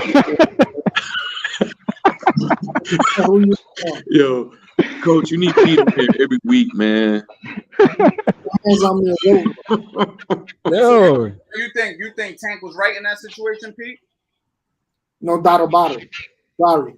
Somebody touched him. I see it, bro. Thank you, Pete. D or no D, you bring him. But yo, nah. Don't put your hands on me, son. No. Exactly, bro. I'm fired up right now. That What if that was a bad reaction? What if the first person touched me, I just turn off and bop Yeah, it off happens. rip, just because I think that's somebody engaging. It It happens. happens, bro. That's reflex. All right, so coach, you wanted somebody to come in here and speak on Ryan's behalf. I'm not speaking on his behalf. I still got Tank. Why you in here? I still got Tank. Nah. He bigged them up though. Facts. Can we get an old Ryan Garcia fan in here for crying out loud? Jesus Christ. He bigged them up though. He gave him props, man. I'm respecting Ryan a lot more listening to him. So again, He made sense. He just minimized Joe Goosen saying, man, I respect Joe Goosen. I mean, I don't know if you know him personally, coach, well respected in boxing. If this is what the man is saying, then I mean, I gotta agree with him. He's saying Ryan's punching like a middleweight. I'm concerned for Tank tomorrow. He probably was a middleweight when he was throwing them punches. Exactly, bro. He don't belong in that weight division right now, man. That's why he wanted that weight stuff in there in the contract. Joe Goosen. Yeah. Like Think about it, man. He's a big boy in the gym hitting the heavy bag. He's a big boy, man. Like you said, though, Joe Goosen's an experienced trainer. He know what to say. Don't forget that too. That is true. He ain't gonna talk bad about him either. He know how to carry his Mm-hmm. personality. He knows how to act like they got more going on than what they actually might have. There's no part of the psychological warfare. And B-Hop actually mentioned that in the interview before he started ragging Gervonta, saying he's all ashy and shit, looking dehydrated. He said this is all mental warfare. This is the beginning of the fight. Watch that interview, man, because that's what set Gervonta off 100%. He had to see that. He was like, yo, B-Hop, I don't even know why you're next to me right now. You just ragged me yesterday. You know what I mean? Said I was ashy, dehydrated, all types of shit. You know what I mean? Why you touching me? Come on, man. That's what's building up that anger. Like, as soon as he saw him, it was on sight. I don't know. One other thing. I mean, I went back and watched that Campbell fight. Probably while I was eating my lunch, 12:45. I watched this thing, and Ryan has more than just the left hook, man. He got a lot. I mean he got a lot of ability, man. His straight 1-2. Campbell leaned in twice and got caught with the rear uppercut on several different occasions. It's more than just the left hook from what I saw. Again, that's just one fight. Campbell is a gold medalist, former 130-pound champ. You know, call it what you may, but it was more than the left hook in that fight. I mean, you know. I think that was all mental warfare, though, too, to call out that left hook, to make him train other things. You know what I'm saying? To make him not even want to use it like that because, they training for it. They know how to, they've been working on it the whole time. So let's not throw it. You feel me? Here, coach, and I mean, Pete's here, too. In the 80s, we finished every combo up with the left hook. No we doubt. threw the left hook even if it wasn't there. Nice. And but he throws the left hook even when it's not there, but he brings the uppercut behind it too, bro. Could be a problem. Yeah, that's serious. Could be a problem. That's a serious combo. He technically, if the 1-2 doesn't land, you don't throw the 3. That's what you hear in the gym now. But back then we threw it anyway. But not only does he throw it, but he throws an uppercut behind it too, bro. So if you do catch it or block it, there's something coming right behind it. I mean, I saw it 4 or 5 times in that Campbell fight. All right, so check it. What if he gets hit by that very combo that you mentioned, and he walks right through it? We can call the bookie and see if we can get another prop bet in before they close the book on us, man. Call the bookie and see if you can get one last prop in there. Yeah, man. Because I haven't seen Gervonta wobble one time yet. Only when he did that little fake dance when he was animated or whatever in the ring. I have yet to see him wobble, man. All right, so I got Tank. It can't go to the cards. It just can't go to the cards. I got agree. Tank, but it just can't go to the cards. Yeah, I agree. I think he's gonna lose on the cards. Not for the outboxing aspect, like I said. De La Hoya already got the deeper pockets and making sure that the judge is gonna side for his mini me. So, Coach, what do you feel about if it goes to the cards? What do you think? I think. I think Gervonta Davis could win either way. Either way, or by knockout.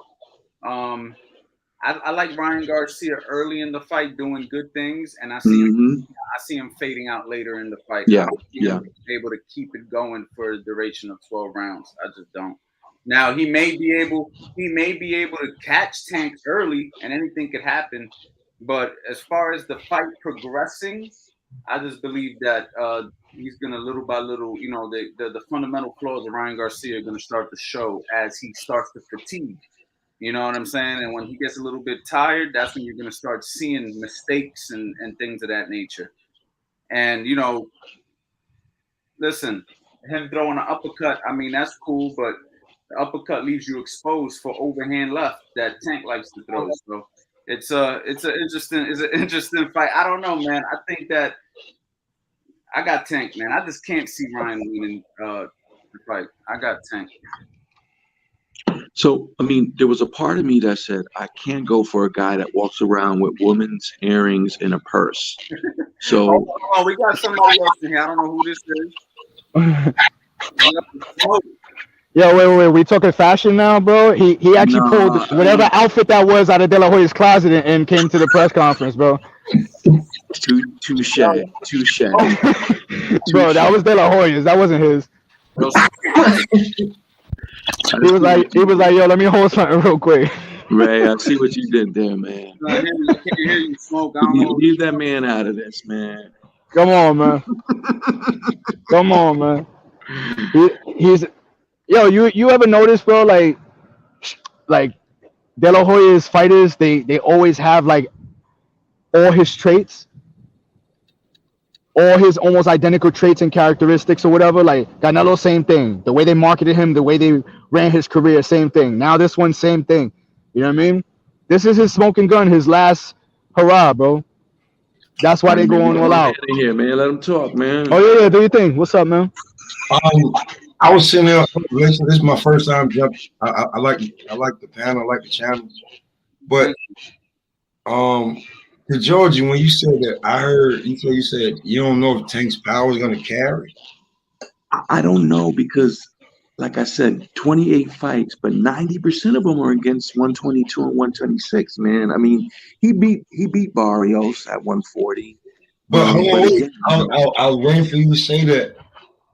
He beat him at 140, but again, I was waiting for you to say that because the way that he beat Barrios is he was just going along until Floyd said you were down on the cards, and he dropped Barrios that round. Yeah. It was an uppercut. He finished him, 1-2 rounds later.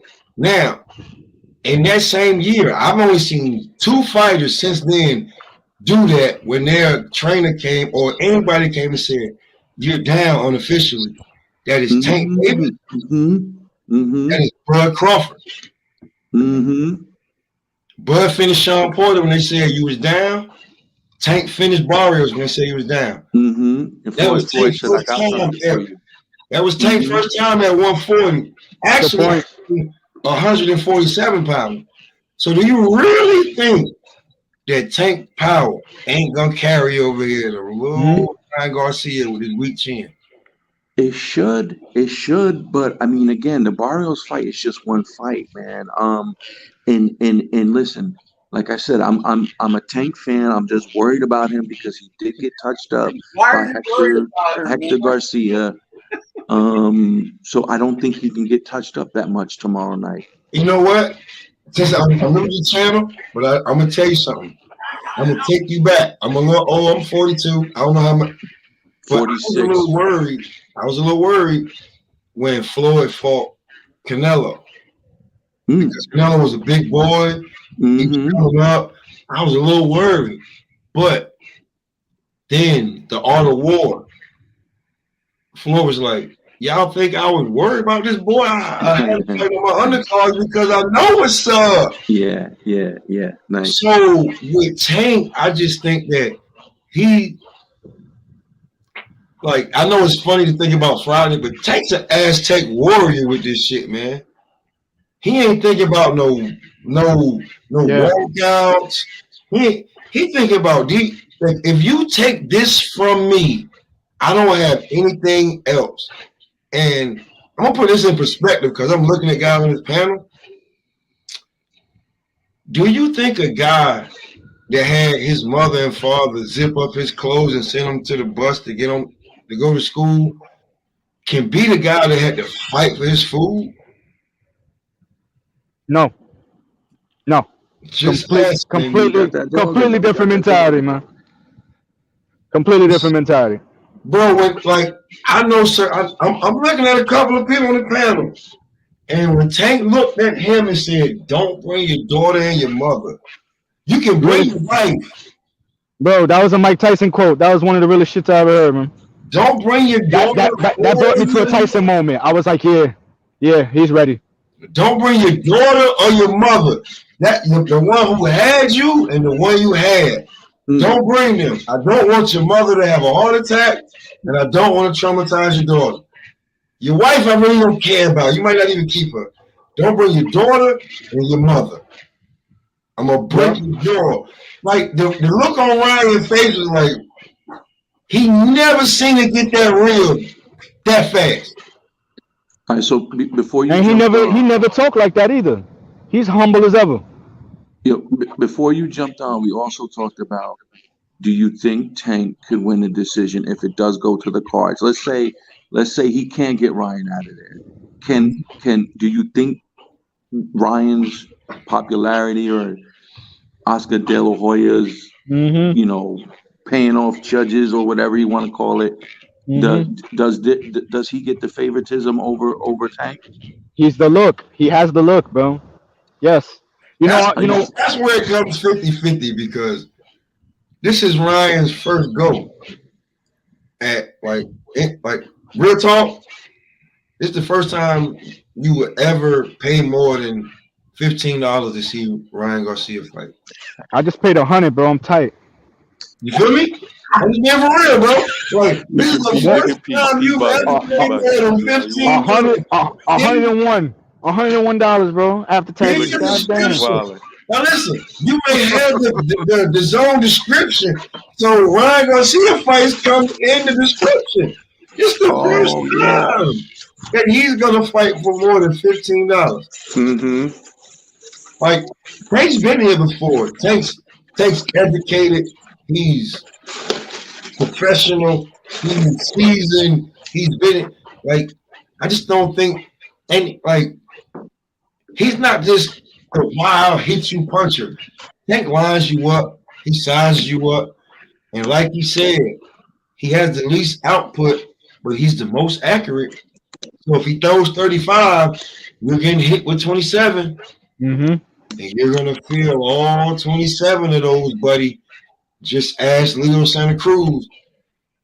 Oh yeah. Ask Rolly beat the shit out of Ryan in sparring. That's really how I feel. Rolly ain't gonna admit it. I respect it. I know, Joey. I just want you to have a little bit more faith because I remember when Hoya fought Canelo, I was like, oh man, I was listening. And then as the round went on, I was like, everybody, beat the shit out of him. You know what was crazy about that one? Everybody was hype on the Canelo joint, but even Mayweather Sr. was like, yo, he better fight him now because, you know what I mean? 3 years from now, he's going to be a lot more dangerous. A lot more dangerous. Yeah. And listen, I was thinking about this. I mean, what are your thoughts on this? I almost thought at one point we could possibly see the Barrios versus Tank fight tomorrow night. It could look the same way almost. I don't have that much faith in Ryan Garcia. Is not a better boxer than Mario Barrios. He's not a better boxer. Like Mario Barrios came to fight with everything. He just like maybe that dog would have never said If Foreman never said that you're down unofficially, Hold on. He might have hit with a right hook that came from anywhere. We don't know where did that right hook come from? They had been telling him to throw all night. He finally threw it. Can y'all hear me? Yeah, you're good. Yeah. Yeah, I say we don't know that.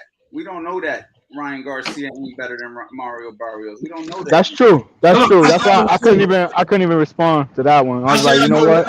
I didn't say that it's true. I just, to me, in my opinion, I said I don't think.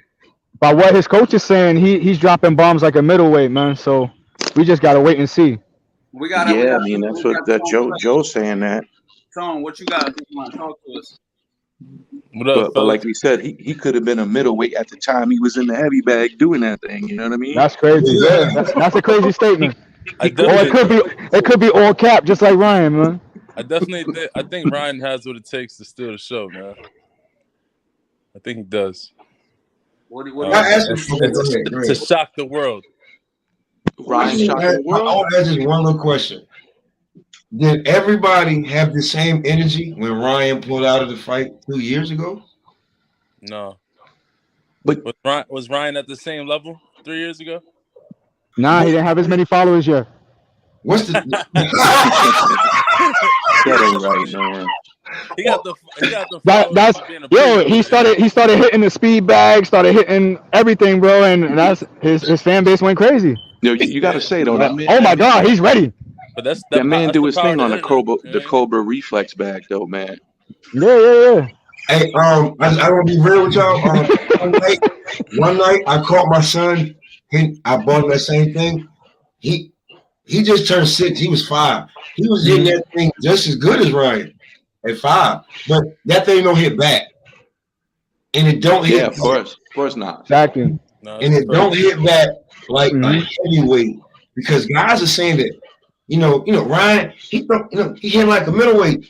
Guys are saying take him like a heavyweight. Yeah, I've been hearing that also. He hit like a heavyweight. The guy that slept on the concrete to get into the gym. So, Tom, who you got, man? Who you got? What round, man? I mean, I definitely got the fight going past 7 rounds. Okay. 8, round 8. You calling round 8? Round 8, maybe round 9. Yeah, I definitely got to go past 7 rounds. I would love to see Ryan Garcia, shock the world. I don't even necessarily think it's shocking the world. I think giving us a good fight. Giving us a real good fight. I think he's gonna definitely show everybody, what he got. And This is gonna be his best performance ever. I do agree, but I think he's going out in round 9 because I don't think he's skilled enough to beat Tank Davis. Yeah, we got to see. He's built for the pressure. Let's not forget something here about Ryan Garcia. Ryan Garcia could have fought somebody else just as well as Tank could have fought somebody else. Ryan Garcia. So nah. He was meat riding this kid for too long, bro. No, hold on. But this is what I'm saying. He's taking a fight that he doesn't have to take. He's taking a chance of ruining his career right now if he loses terribly tomorrow. 100%. And he doesn't. And he doesn't need to do that. He's not in a position where he's forced to do that. He's willfully taking this fight. Yeah. He's young. He's tall. He's fast. He got power. I think that the problem is we forget that boxing is far deeper than personalities too. Sometimes, just because he got the pretty face and he looks like he's soft doesn't necessarily mean he ain't that. You know what I'm saying? And that's why we can't judge him too soon. Oscar De La Hoya was the same way when he was coming up, and he was a dog. So, we got to remember that boxing is far deeper than just being quiet and, you know what I'm saying? There's all different personalities in this game. And bro, I don't know the De La Hoya you talking about. The one I remember is the one with the pantyhose on.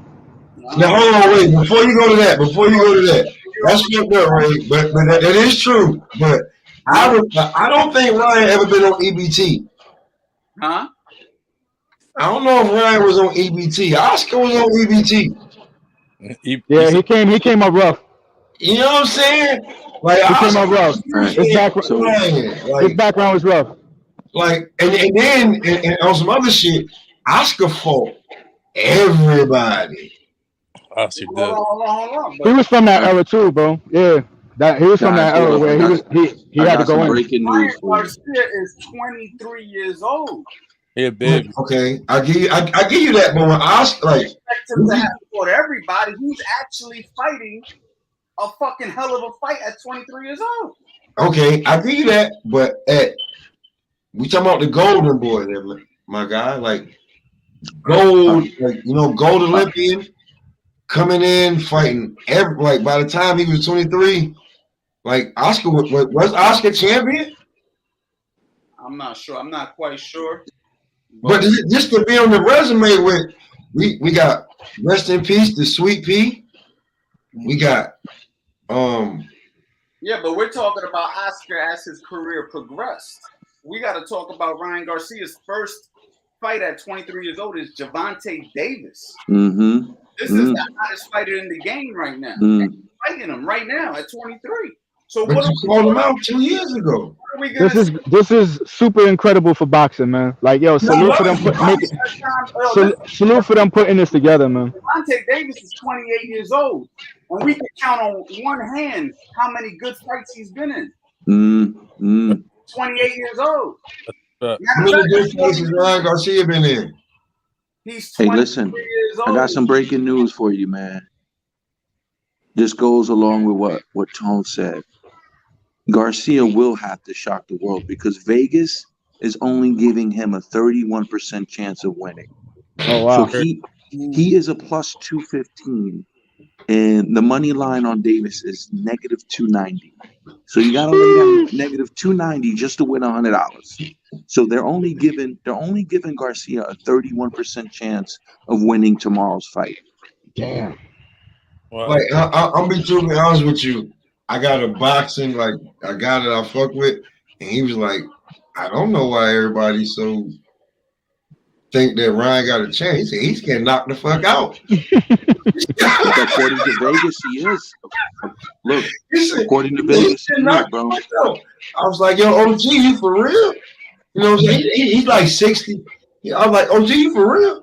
He's like, yo, bro, I used to box. I've been in the ring. I've been sparring.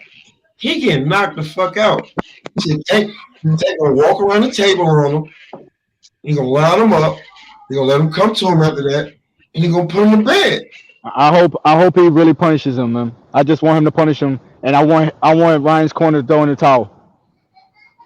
They don't want him to go through that punishment. Stop the fight. So that's how I want it to end. That's how I want it to go.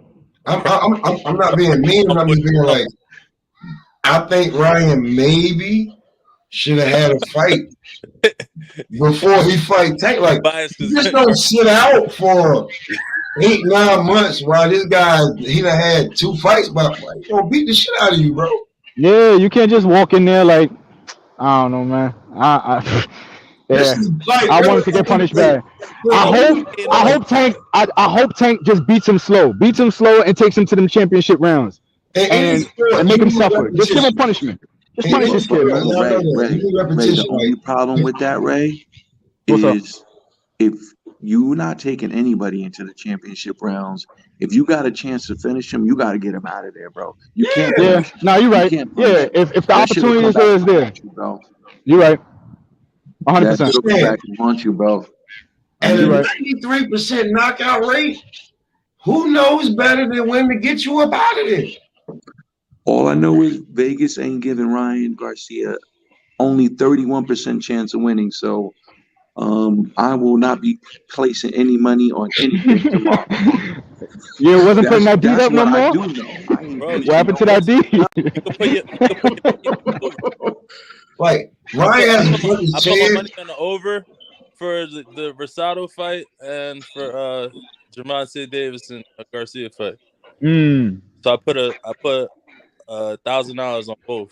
Yeah, big time. DraftKings, but $1,000 brings me back, I think 2,000. So I got to look back on it. So you double your money. Yeah, so it's like a parlay. I have to go over 7 rounds, and then Gabriel Rosado's card the over is 4.5, so it has to That go. should be a good fight too. That's a rematch too. Yep. Mm-hmm. Yeah. This dude out, but now this dude's getting his rematch. And this kid was like he was an Olympian, right? Mm-hmm. That should be a good fight too. The Gabriel Rosado fight. Who else is on that card? Oh, Morel, the Cuban kid, super middleweight. Morel, and he's fighting another guy. That boy bad, man. He's fighting a tough guy. That boy the guy's bad. supposed to be tough that Dave Morel is fighting. Some good fights, man. Look, they talking about nobody wants to fight Benavidez. Nobody wants to fight that kid, bro. That kid is, Dave Morel he's a has problem, man. He's a problem. He only got like 9 or 10 fights though, so it's like he's still a little bit under the radar. But that boy could crack. That boy could crack. Yeah, guys. So man, listen, man. Tone, I know you got money on this thing, man, but I will not be placing no money on anything tomorrow, Bro, man. listen, I'll have to wait. It's a smart play. The safest way to bet on this fight is on the over. On the over. Because you're not picking a fighter. You're guessing. You're just betting that the fight's gonna go over. So the over. Right. Like prop bet, right? Yeah. Yeah. So I'd rather. That's how I feel. Hey, So look, if he survives to the 7th, you getting paid. hey, Yeah. look. If the whole fight goes past 7 rounds, whoever picked that over wins. Whatever it is. Got it. Yeah. I heard that. That's a good play. Seven rounds, you can make some money. Gabriel Rosado fight is 4 rounds. That's even easier. That's easy money. Oh yeah. That sounds good, man. So, I got a bet for everybody on the panel right here. I got a bet for everybody on the panel right here. This one right here. This is really fucked up. 'Cause I got work in the morning. I'm gonna get up out of here. How much y'all want to bet that the Earl Spence Bud Crawford fight gonna be announced? Right after this, right? I moved on from that, bro. I'm done with them. I'm done with both of them. I want both of them to knock each other out at the same time. Well, this might open the doors, man. That's what I'm hoping for. That people start waking up. People start waking up and be like, look, man, now it's time to get them good fights going. It's gonna spark the interest. Can we get Canelo to finally fight somebody instead of fighting all these different cameramen? He's fighting cameramen, bro. He's fighting another. I'm not going to Canelo. I'm talking about just this specific fight. Because we know Canelo fighting on Cinco de Mayo. Cinco de Mayo. Cinco de Mayo. Hey, what do you want to call this? Hey, Cinco de Mayo. Now, fuck it. I don't like mayo. Cinco de mayonnaise. Cinco de Mayo. Mayonnaise nasty, bro. Check it out. What is, because on these YouTube streets, these guys be talking, what is the percentage that the Earl Bud fight gonna be announced at the Tank Davis Ryan Garcia? That's 93%. Like Tank Davis knockout. Is it the same promotion? Yeah, no. Earl is with Earl's with Showtime PBC. Yeah, PBC. With Al Heyman, yeah. Al Heyman. And Buzz a free agent. So they've been talking about, they had a date and all this bullshit, and the fight's gonna be announced when it's gonna happen on the Tank Ryan card. So I just want to know with the panel, what do y'all think? I got no faith, but I'm just saying. Because if they don't fight this year, my man. I gave up on that jump, man. Yo, but the homie sound like Dave Chappelle a little bit though, yo. I'm really with this one, yeah. On that one, yeah, I got my Dave Chappelle voice on these niggas because I gave up on the fight. I just want to know where everybody around want to know, because a lot of people be like, "Oh man, it's gonna happen," and then like realistically, this shit ain't been about to fucking happen, man. No. Yo, random. Remember when Shane Mosley hurt Floyd Mayweather in the 4th round? I was randomly just thought about that. Random. You remember? Hold up. I remember a better one when Zab Judah actually knocked him down, but they counted as a slip. Yo, that's crazy. Ooh, Zab. That's true too. Won't doubt that, but he did get his ass after that. Check hook. Yeah. Floyd punished him after that, though. He got ass after that. Nah, only because he thought he was gonna take him out. He got winded, man. He should have never turned that gas up. After that, he ran out. Yeah, Floyd put the pause. He did say Floyd kind of like, Floyd do shit like take niggas out and watch them get drunk and smoke and sniff coke and shit. He just be like, whoa, what? But yeah, Floyd used to take. Floyd would be like, yo, we go to the strip club. He just watched like niggas get fucked up. Be like, oh yeah, don't put that on Floyd, man. That's conspiracy. Man. It's funny that my man just like Dave Chappelle. He didn't hand it to him.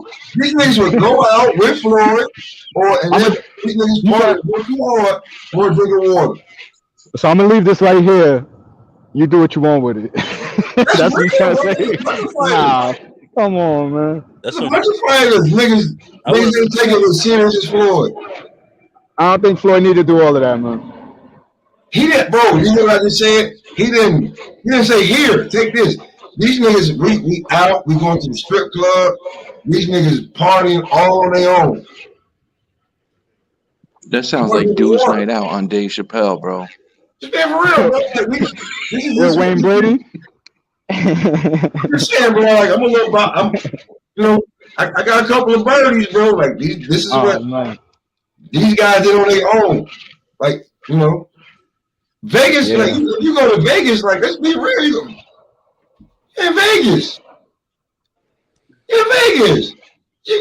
I got to fight in Vegas, but I'm in Vegas. Yeah. I remember that Zab and Mayweather fight vividly, man, because the way it was already biased from the gate. If you listen to the ring announcers and everything, they were talking about Zab Judah was the street thug punk and all this bullshit or whatever, and Mayweather was the classy champion and all this nonsense or whatever. You already know who they're rooting for. I don't know how Floyd became a classy champion.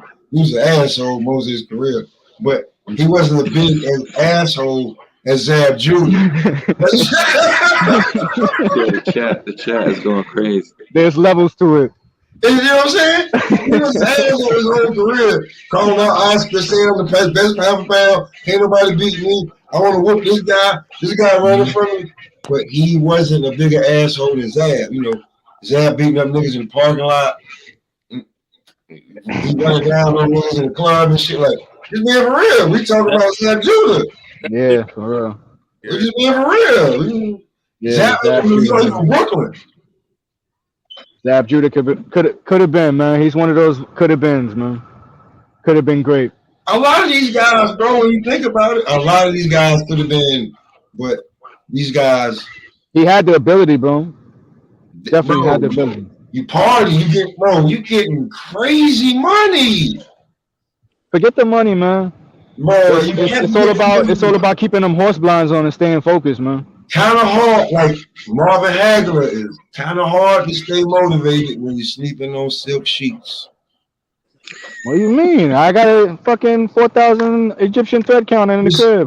No, I'm just saying. I'm just saying. This is Marvin Hagler who said this. This is one of the greatest fighters ever. Kind of hard to stay motivated to beating up niggas when you sleeping on silk sheets. This is what Marvin Hagler. Man, I gotta staying grounded, bro. Man, I'm sorry, staying grounded, bro. That's what it's about, man. I gotta call it a night, man. I got softball at 9:00 in the morning. How many people? How many of these fighters stay grounded? Have a good night, man. Appreciate you. Yo, Richard, how many of these fighters stay grounded? I'll be watching all your posts, man. I'll be responding to all your stuff tomorrow, man. All right, brother. Have a good night, man. Thank you, man. Appreciate it. Thank you. But for real, Ray, how many of these fighters that you know that could have been, should have been, stay grounded? Yeah. I mean, the life gets the best of them eventually. Yeah, I mean, how good could a Turo Gotti really have been? But yo, all right, check it. On that interview that I saw Gervonta with Sean Porter with, right? He was talking about that's what makes him different, bro. He was like, listen, man, I do this shit I still got the passion of this sport. At one point, I lost the passion or whatever because people were always chasing the money in the sport. You know what I mean? And that's what turned me off to it. You know what I mean? Like, he's more passionate about the sport. Like, he still wants to box regardless, bro. He ain't about the bread. Bro, he ain't even... When you ain't about the bread... Entertainer. You on a different time.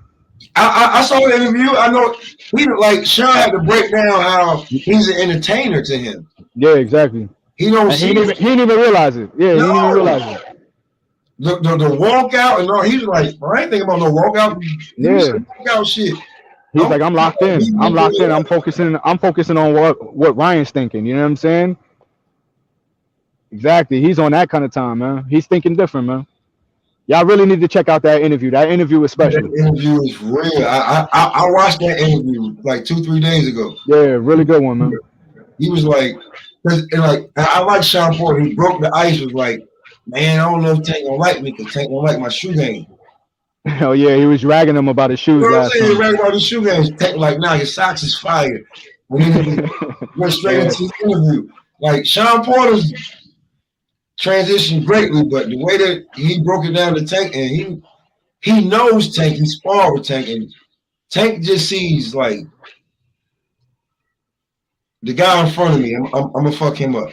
Yeah, no. Yeah, he's definitely trying to take away all of this, and I can't have that. My mama living real comfortably. I can't have that. My brother living real good. I can't have that. Yeah, that's what he talks. He talks that shit all the time, man. And that's what I'm saying. I don't know, man. It's hard to beat that mentality. It's hard to beat that kind of persona. Like, nah, that's further than what you just thinking about. I don't know, man. I really don't know where Ryan's heart is. So that's why we got to wait and see. Yeah, how passionate he is about this win and about this, taking over boxing game, or if it's just all talk. You know what I mean? Because a kid from the mud that got polished off, and he ain't about to go back into that mud. I know. I'm a power washer. I give out the mud every day, so I know. You know what I'm saying? I know where the mud come from. But Ryan, I gotta see. I gotta see if he can you swim in them deep waters. Exactly, man. I mean, from him getting knocked down and getting back up and then winning that fight, that showed me he had the warrior spirit in him. You know what I'm saying? So I give him props for that. Salute to him on that one.